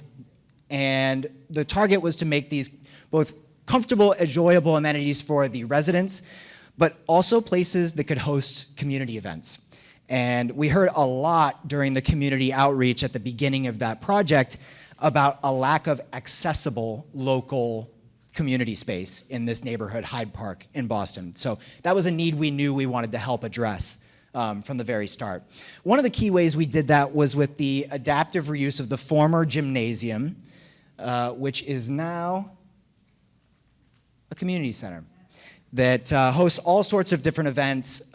We just learned that I think there's going to be a bat mitzvah there this weekend for someone, a family in the community. So we're thrilled at the way people have taken to this space, and there's interesting stuff going on there all the time. Elsewhere within the building, and I'll note there is more than 10,000 square feet of community space that was preserved for different uses within this 100,000 square foot structure.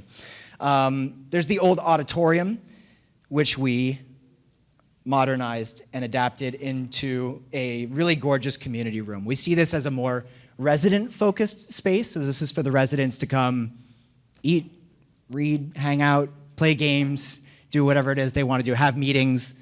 It's a gorgeous space.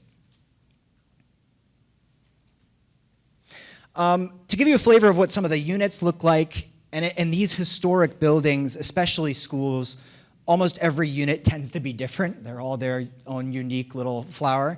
But we were really thrilled to be able to incorporate the school's hardwood floors like you see here, the big windows, some of the shelving units you see here from the old classrooms. Some units actually have old school chalkboards that were in the classrooms that were there before. So there's these unique touches all over that we're really proud of. Other units have these beautiful terrazzo floors. So the Pride has a mix of studio, 1-bed, and 2-bedroom apartments, similar to what we would propose at Elm Street. The majority of these are studios and 1-bedroom units by virtue of the floor layouts, right? Those are unit sizes that fit really well with the former classrooms. And we think they're really great fits for single-person households, couples, young families. And schools can do a great job of accommodating those folks. So the Pride is a project that we finished last summer, June 2024. And I think it's one that all of us that worked on it have a really emotional attachment to. I think that's in large part down to the process of working both with the community that gave input to it and working with this building and all its beautiful flaws and idiosyncrasies and bringing out the best of it in the end product. We always wanted to make sure that it was a place that local folks were proud to have in their neighborhood, and I think we achieved that with this project. So that brings me to the last thing I'll say about Penrose as a whole, and that is our commitment to the Penrose process, and that is to engage and work with the community to determine your needs and desires, and then work together with stakeholders to turn that into a shared vision into reality, right? So we always want to work with you on crafting that shared vision. So with that, let's talk about Nashua before I hand off to the design team. So we heard that in the RFP that came out, we heard that you are looking for both market rate and affordable housing here. We heard that you are looking for a mid-rise typology and that there's a focus on making sure the development meets the street, meets the neighborhood in a really active and engaging way. And we heard a focus on feasibility, on delivering, and having a track record of dependability. So what you're going to see tonight and what we responded with in the RFP response is our first cut at responding to these desires. We hope it's the start of a conversation and by no means the end of it. Again, we are proposing to pivot the historic school along with a new construction addition into a mixed income housing development that really embraces its connections to the surrounding neighborhood.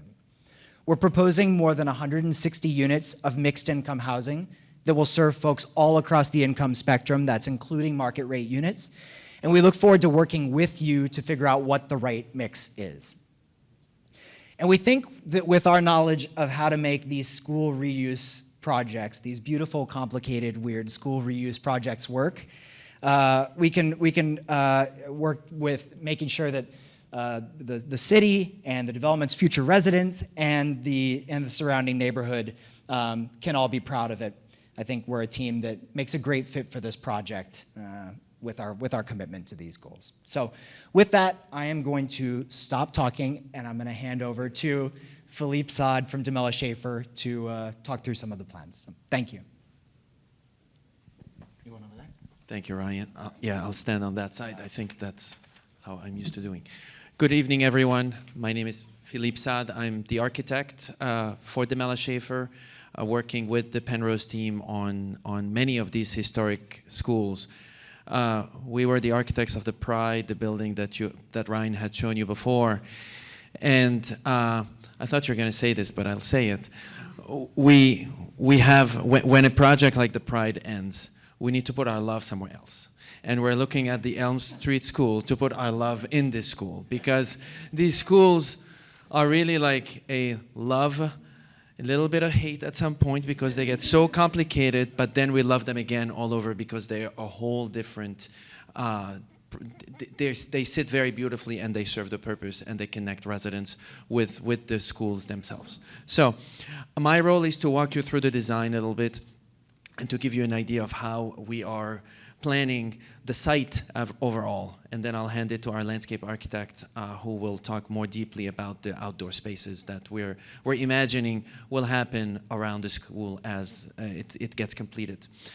You all know this, it's your city, but it's fascinating sometimes when we start drawing lines and highlight streets, how things start showing up for us as designer and planners, and it becomes extremely apparent how crucial the location of the school is and the building itself. It's a very large building, and in historic cities like Nashua, the urban fabric over the years sometimes gets lost from fires, demolitions, and then remains these beacons here and there. And when you connect the dots, you can really recreate the history of the town or a neighborhood.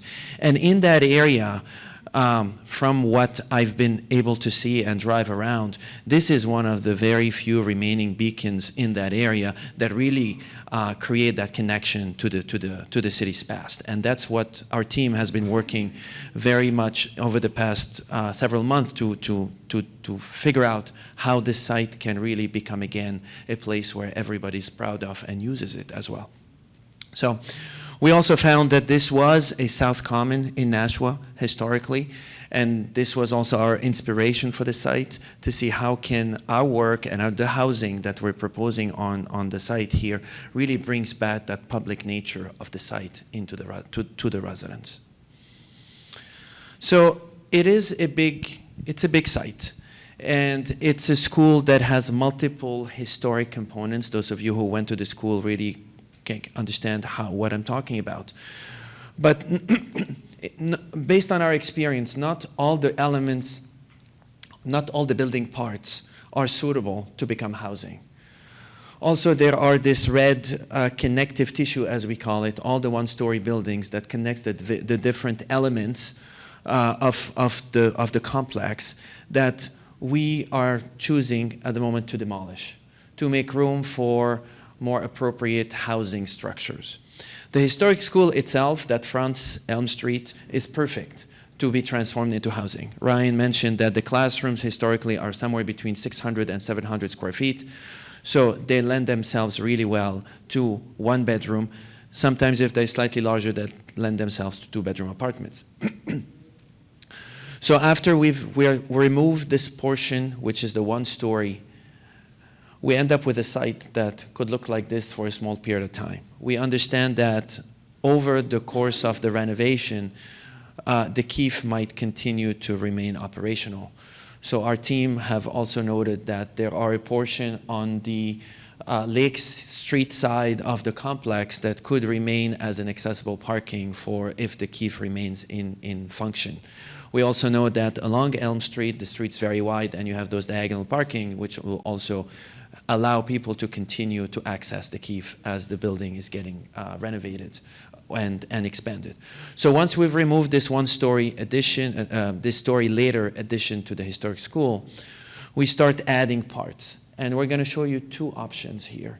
And the reason why we're going to show you two options is because our team will be in conversation with National Park Services, which is the organization that administers tax credits. And sometimes it's a conversation. Would you allow us to remove this building or not? And then, so we have one option that maintains the gymnasium, and we have one option that replaces the gymnasium with more housing.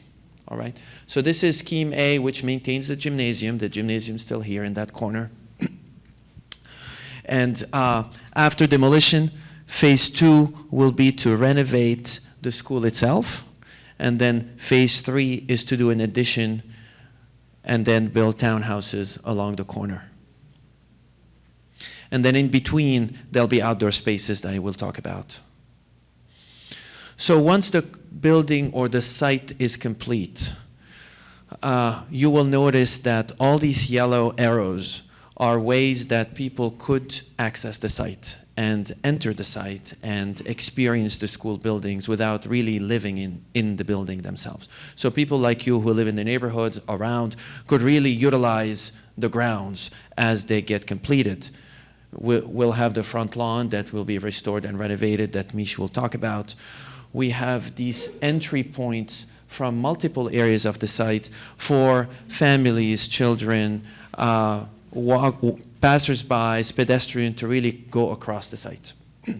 Penrose has a strict safety protocol, so the building will be safely secured with fob entries, but the grounds will be developed to welcome the public. Like I said earlier, this South Common, parts of it will come back to the community as a public use. And then along the corner of Lake Street, we will locate not 4-story apartment buildings, but small-scale townhouse residential buildings, really to anchor and complete the development. As we put together the buildings on site, we were able to carve 2 beautiful outdoor spaces that are in the elbows of the building, and then a public courtyard right here in yellow that will be the main entrance to the site itself. The front lawn will not be utilized as the main entrance. The complex will be entered from the back through this public courtyards that you'll see renderings of later on. And I'll hand it to Mish.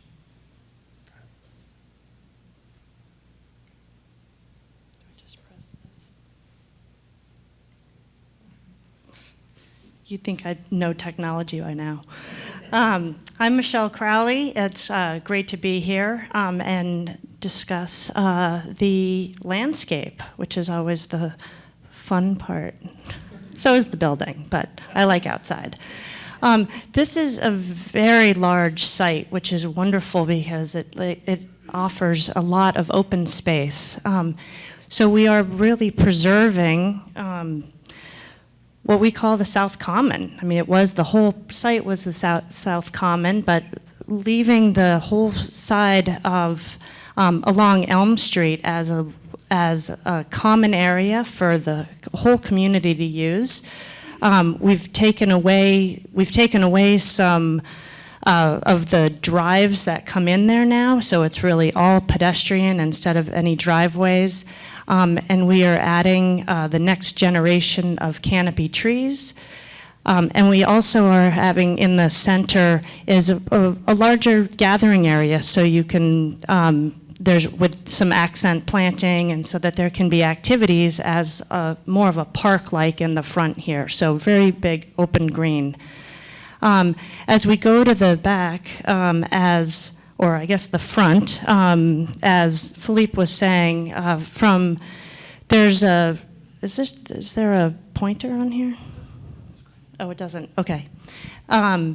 So coming in, this is going to be the main entrance to the building, as well as the box office for the Keefe Auditorium. And this is a much larger plaza that's all public for the neighborhood. We have a playground and a pergola so that activities can happen connecting through the neighborhood. So this is not just for residents, this is really for the community. And there's a large enough plaza back here for any community activities that you would want to have out here that would be then leading into the Keefe Auditorium, or just also exterior. The internal courtyards of the building would be more for the residents to really be backyards. So they would have areas for lawns so kids could play.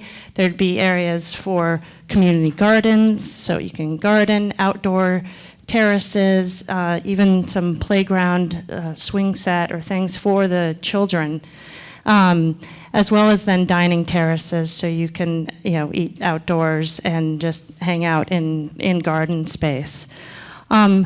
We've also maintained the ratio for parking of 1.3 parking spaces per unit. And so how we've done that is we've improved the parking areas that are existing.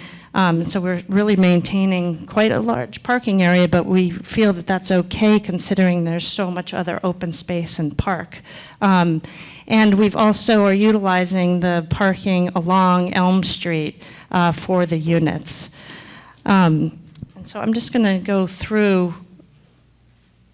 These are just some inspirational images showing really how this is for the South Common, the town common, as really bringing the public in as a park with some areas where you can sit among some planted areas up near the building, but it's really it's for the community. The next space in the back is really, again, for the community and the residents, where it's terrace, playground, areas for gathering, and just connecting the community. And then the internal spaces is more, again, more residential and feeling, more like a backyard. With some with some play swing sets and garden areas. Do you want to go on now?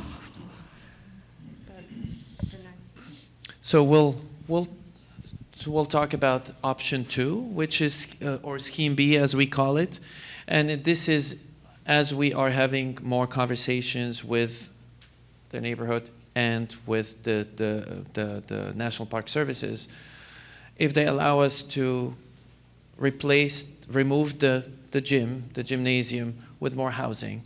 The gymnasium is large and is not conducive to being transformed into housing.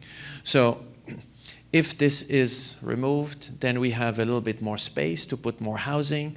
So there will be a larger phase 3, which will occupy the corner in the top of the site, and then the rest of the site is very similar to what you've seen previously. We'll also have those 2 outdoor spaces, a public courtyard for access to the site, and then again a similar strategy with how the site will be porous and will be welcoming to pedestrians and walkers-by and community members. The outdoor space is also similar. Yeah, sorry. It's very similar, except we get even more space here, so you can really see the interior courtyards are very generous and large, and yet the front is still preserved, but really it's much more generous on this inside courtyard. And we also are able to add more parking. So this goes up to a 1.42 ratio per unit. So it just pulls a few more cars in, if that's a positive. I'm always a fan of less parking, but we know that for green space. So this, the benefit of this is more parking and more green space. Back to me, thank you. So Mish have walked you through the outside. I'll quickly walk you through the inside. This is scheme A, maintaining the gymnasium on the left-hand side. We will have approximately 168 units. 36% of these will be 2 beds and 3 beds, and the remainder as studios. But to give you an idea of how the whole complex will be laid out, so the entrance will be from the back, not from Elm Street. So you come in through this open plaza or courtyard as we've described it. There'll be an entry point, a community room, some fitness, activity spaces for the residents and their families, all grouped here into the front of the building. And then the rest of the building, as you see, all these blue squares are residential units. We color them by sizes. And for Scheme B, we have more units. We go up to 184 units, similar ratio between 1, 2s, and 3s. And again, the public amenities or the amenities for the residents are grouped in a similar place at the entrance of the building. In our buildings, we tend to group resident activities into one place to really create a hub. And also, it's a better place for people to socialize, and also for management to be able to really make sure that the building has a secure access and people are enjoying inside and outside securely. The next ones are just three-dimensional rendering. These are very initial concept images of how the site could look like. Here we're standing as if we are entering the building. This is the historic cafeteria of the one story that will become the main entrance to the complex. A playground in the front, some plaza that could be furnished in many different ways. I think the plan is also to sit down with the community and understand what's needed and how outdoor spaces could be imagined. In the back here, this is the historic school right there. You will notice this kind of ghosty white box. We are suggesting that we're leaving room on site for a box office for the next operator of the KEEF because the KEEF does not have a box office. So there will be a conversation between our team and the operator to think about possible a location for the box office for the KEEF. The buildings are 3 to 4 stories high so that they do not go higher than the school itself, respecting the historic character of the building. And then this last image is from Lake Street looking into the site. Again, this is the cafeteria that will become the main entrance. This glass box right now suggesting the location for the KEEF box office, and then the building in the back, respecting the historic character of the historic school. And I think that is back to you, Ryan. Sure. Questions? All right. Thank you. Thank you. Thanks very much for listening, everybody, and very excited to take any questions or comments you have. Tim, do you want to say anything? So let me just kind of facilitate this part. So we got Matt Sullivan in the rear. Both of us will facilitate this now. Similar to like last time, I'm going to ask everyone to come to the aisle when called and then ask you to ask you a question. We have the mic here, and you need to speak very closely to the mic so it gets picked up. So I'm going to hand this back off to Ryan here so he has a mic and he can answer your questions. Thank you. All right. I actually don't even think I I need a mic. I just have two questions. Okay. Okay. So in your first rendering, it was approximately how many units? Bring that mic up closer. How many units for the first rendering? I think the scheme A is 168 unit total, and the second one is 184. Okay, so about 20 more units. And Yes. about how many of those would be for, not low income, but affordable income? Sorry, thank you. Yeah, thank you for the question. So what we proposed in the response was for 15% to be unrestricted market rate units and the rest to be affordable. Now, affordable can mean a lot of different income levels, and we always try to have a great array of income levels. So it could have units as low as 30% of AMI, that's for households earning 30% or less of the area median income, up to even 80% AMI. So Carmen's just showing me here, I'm just gonna pick one, a 60% AMI unit. That's a lot of what we would probably propose for within that 85%. That's for households earning up to $80,640.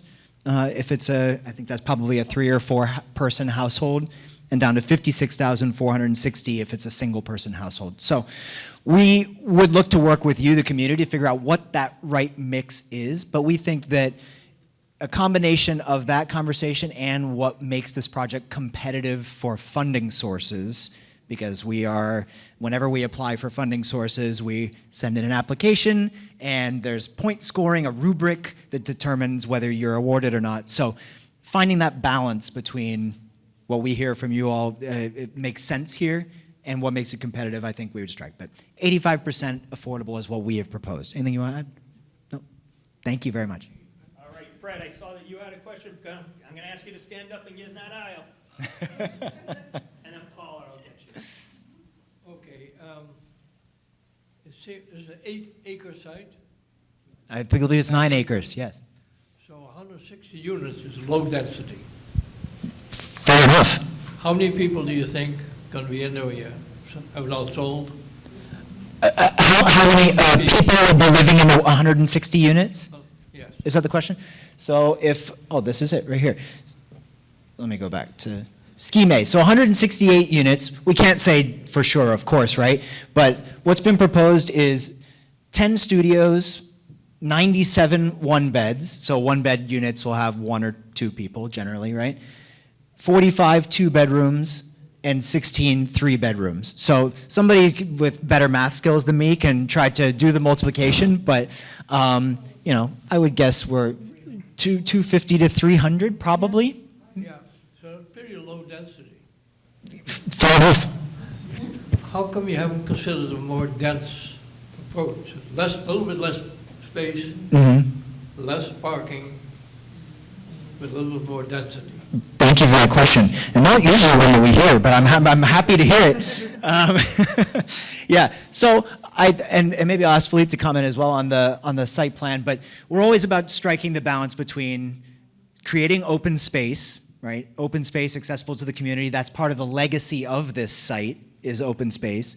Having parking that meets the needs of the local community, right? A necessary piece. And then still having a commitment to creating a great number of affordable housing units, right? So I think that's part of the reason we brought the 2 schemes, right? We think we would, if we had our choice and if the community were on board with it, we would look to do the denser scheme of 184 units. But we're open to the conversation on what that balance is. You want to add to it? Yeah, I think one of the main goals of our proposal is to preserve the historic school. And in order to do that, and to be able to access the historic tax credits that will be critical to financing the rehabilitation, adaptive reuse of the school, is that we have to comply by some of their requirements, one of which is we can't be higher than the school. So in terms of building higher, that restricts us. And then we have to make sure all the units in the historic school have windows and have access to light. So we have to be a little bit away from the school. So the kind of original school kind of starts setting the shape of where else we can add additional new construction.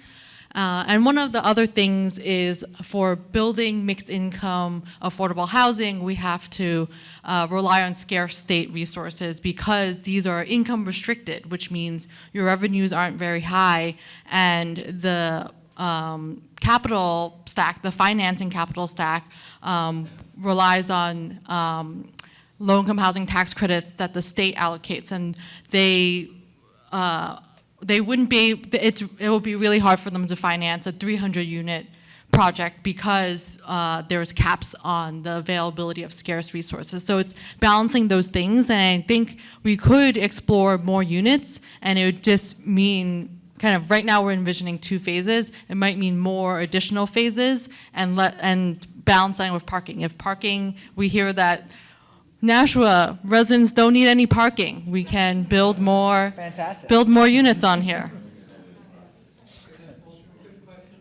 All right, one more, Fred, but you're pushing your luck, brother. One more. And then we got Paula, she's itching for it. You have a cafeteria. Can that be commercial, publicly available? What is the purpose of the cafeteria? Unit plan, the floor plan. The floor plan's like right there. The cafeteria. So it's actually the former cafeteria. It's not meant to be a cafeteria in its new adapted use. It's going to be a community room, which can be utilized by the public. Oftentimes when we do build community rooms in our, and community buildings, like one of our projects on the Cape, the Girl Scouts use that for meetings. So we're open to the community room being open to kind of public using it. And we also have another space here that we do hope that we can work with another kind of nonprofit group in the community that provides services that would be, that our residents might utilize, and kind of leasing that space to them at a very kind of low nominal, below market cost. Okay. Thank you. Paula, come on up. You're killing me tonight with this walking. I know, I'm sorry, I'm sorry. Yeah, I know. That's only the kneecap. I like this design better because I think you're keeping with the character of the neighborhood where Elm Street was there before and you're building out from it. If you go back on the slides where you show like the buildings in the back that you're looking to build. This is the rendering? Yeah, Right here? there, Mhm. there. I mean, I think those, if they were more of a brick color, it would really be in character with the neighborhood. The other one, I think, was a little bit too large scale at this point, but I mean, this also can give you an opportunity if you need to build more out from it that you can. But, you know, density sounds great, but, you know, we've just built a lot of apartment complexes within the downtown and off of Canal Street and everything, and there's no green space.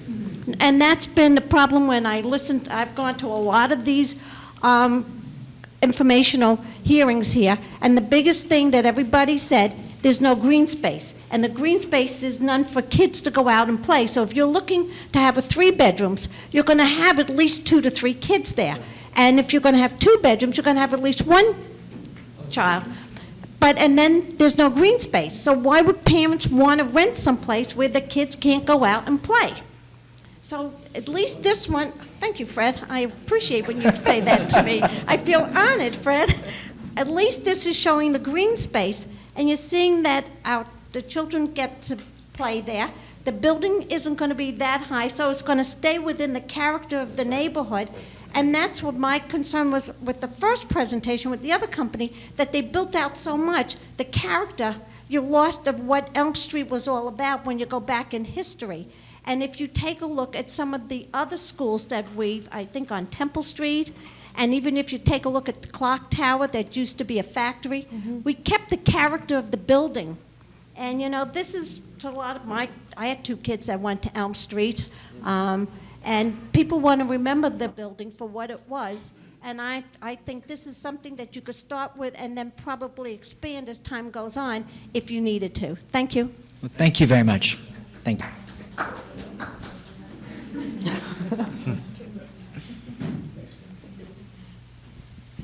First, thank you for including actually planning for the Keefe Auditorium to survive. That was positive. In your scheme, the second scheme, you showed a community center where the current old 1936 gym is. Mhm. What was, did you have a vision for that? Or is that one in white, so this, meaning that it's one more space that that not you guys have to worry about? So, so yes, in actually Scheme A, we planned to convert that space into units, and in this one, I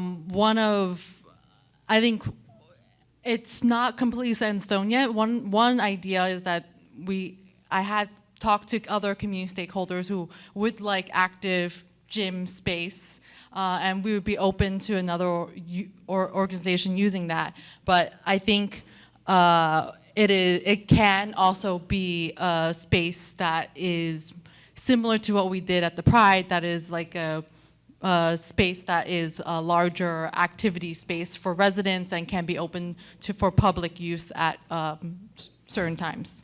So it's still a little up in the air.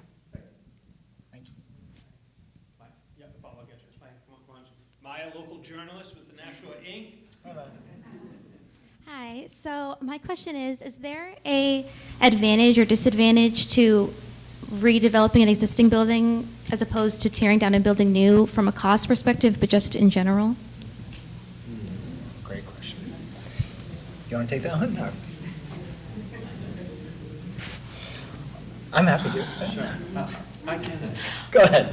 I would say sometimes on a per unit basis, it's not cheaper because these schools weren't built to be housing, so the corridors aren't as narrow as a residential building would be. You walk down a school corridor, it's very wide because you need children to be able to kind of walk through when classes are changing over. So it makes it more inefficient from a per square foot basis. It's not more expensive on a per square foot basis, but it's probably more expensive on a per unit basis.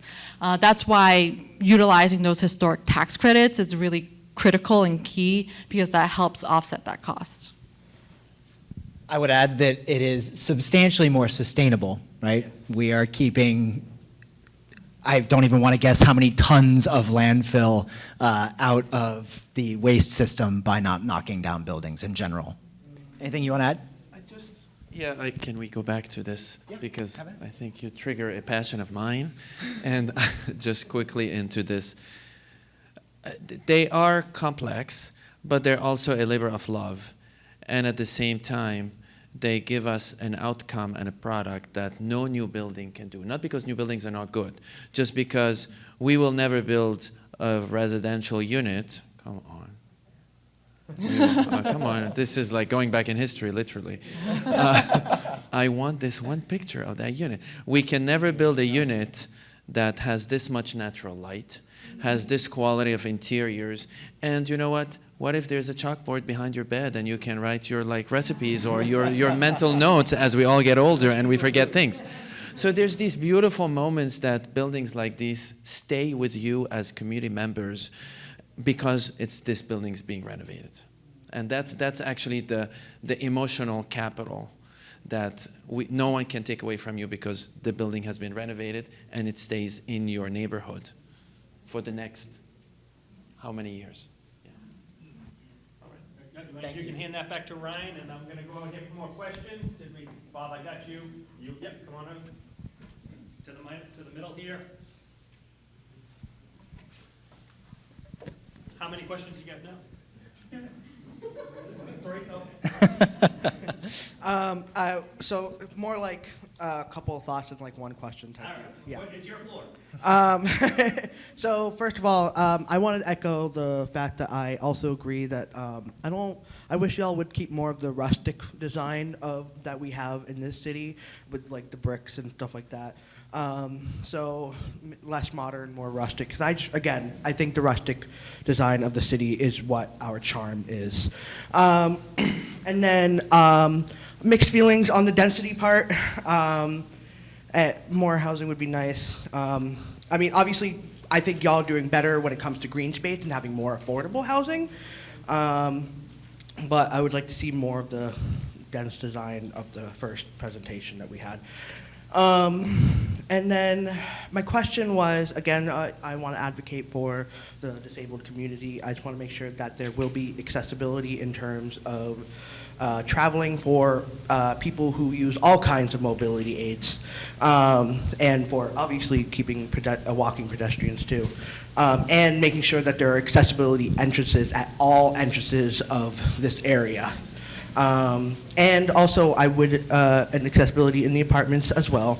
And I would love to start seeing redevelopment companies start getting more comments and ideas directly from the disabled community, because we know best on what's most accessible for ourselves. So those are my thoughts and questions. Thank you so much. Really appreciate those comments. Any feedback before we take a break? I'd be happy to address it, but we have one of the nation's leading designers of housing for seniors and accessible housing. So go ahead. I mean, although this is not intended to be restricted for older adults, but I just want to echo what you said. Usually, historic buildings are very challenging. They don't have elevators. There's stairs everywhere. The Pride that you see here, 100% of the kitchens, 100% of the bathrooms are 100% accessible. Every unit has, we added elevators, we have accessible entrances, so we would like to create housing that is inclusive so that everyone can live there. Right, possibly get more direct comments directly from the disabled community just to make sure. Because again, like, it may seem accessible to you in your eyes, right? But I just want to make sure it's also accessible. We'll be happy to sit down with a group if this group wants to really share what is important to them. Absolutely, 100%. So I'm going to repeat what you just said, because you didn't have a microphone. You're breaking the rules. But with that being said, the comment was relative to making sure that you solicit feedback from the community, particularly the disabled community, to ensure that you're providing the right services for our community. Fair enough? All right, great. Understood. Thank you very much. Bob, I got you. You want? All right. Thank you very much for the presentation and the thoughts that went into it. Just a couple of questions. One of them is that, as I understand, your design is such that the front of the building, as we know, I'm sure when you go into the school, now becomes the back, and partly it's by the landscaping that you want to emphasize. But what is your thought what that's sort of like? I mean, you're trying to situate this to evoke historic actions, and now that becomes the backside of this development. Yeah, I can maybe start answering that, and then I'll hand to Philippe. I know that, for example, at the Pride, we had challenges related to making the historic entrances accessible, fully accessible. So that's part of the reason for reorienting, which we had to do at the Pride as well, to a side or rear newly constructed entrance that would feed directly into elevator lobbies, to the management suite, all of that, so that we didn't face those mobility challenges at the historic entrance. Anything you want to add to that? I mean, mostly is because of accessibility reason and historic restrictions. So the historic bodies will not allow us to modify front steps, and you have few front steps in the front of the building. But also, elevator will be in the new building, not in the historic, although they'll be connected, so people could go around. But the insertion of an elevator cannot happen, or is very difficult to happen in a historic building, so that's why it'll be in the yellow part towards the back. So it makes a lot of sense, and we have more space, and we don't have to disrupt also the commons in the front to have a car come in through this green space and drop somebody in the front. So here we have more room to create a drop-off for anyone who needs a car to come into the front door of the building. A few reasons for that. Sure. Second, you addressed some of this, but like more details on the 85% affordability, and understand that the moving target, and we got historic tax credits and a wide variety of things. But can you give some specifics about the Pride project and other ones about, what was the medium income on average on that? Because clearly it's a significant difference if we're talking about 80% versus 60% or 30%. Yeah. Yeah, so the Pride is in Massachusetts, so the programs are different in every state. So we'll follow what the New Hampshire kind of program requires, and 10% of the units will be at the 30% AMI tier. And then we haven't actually settled on the exact tiering between the 50, 60, and 80. But for all these projects, the average of all the affordable units have to be below 60. So I guess that's my best stab right now. So below 60%, that's a fairly safe. Yes, Yeah. Yes, the average of all the affordable units must be below 60% of AMI. Correct. Thank you. Thank you. Additional questions? Yep, please. First, this is exactly what I envisioned for our city.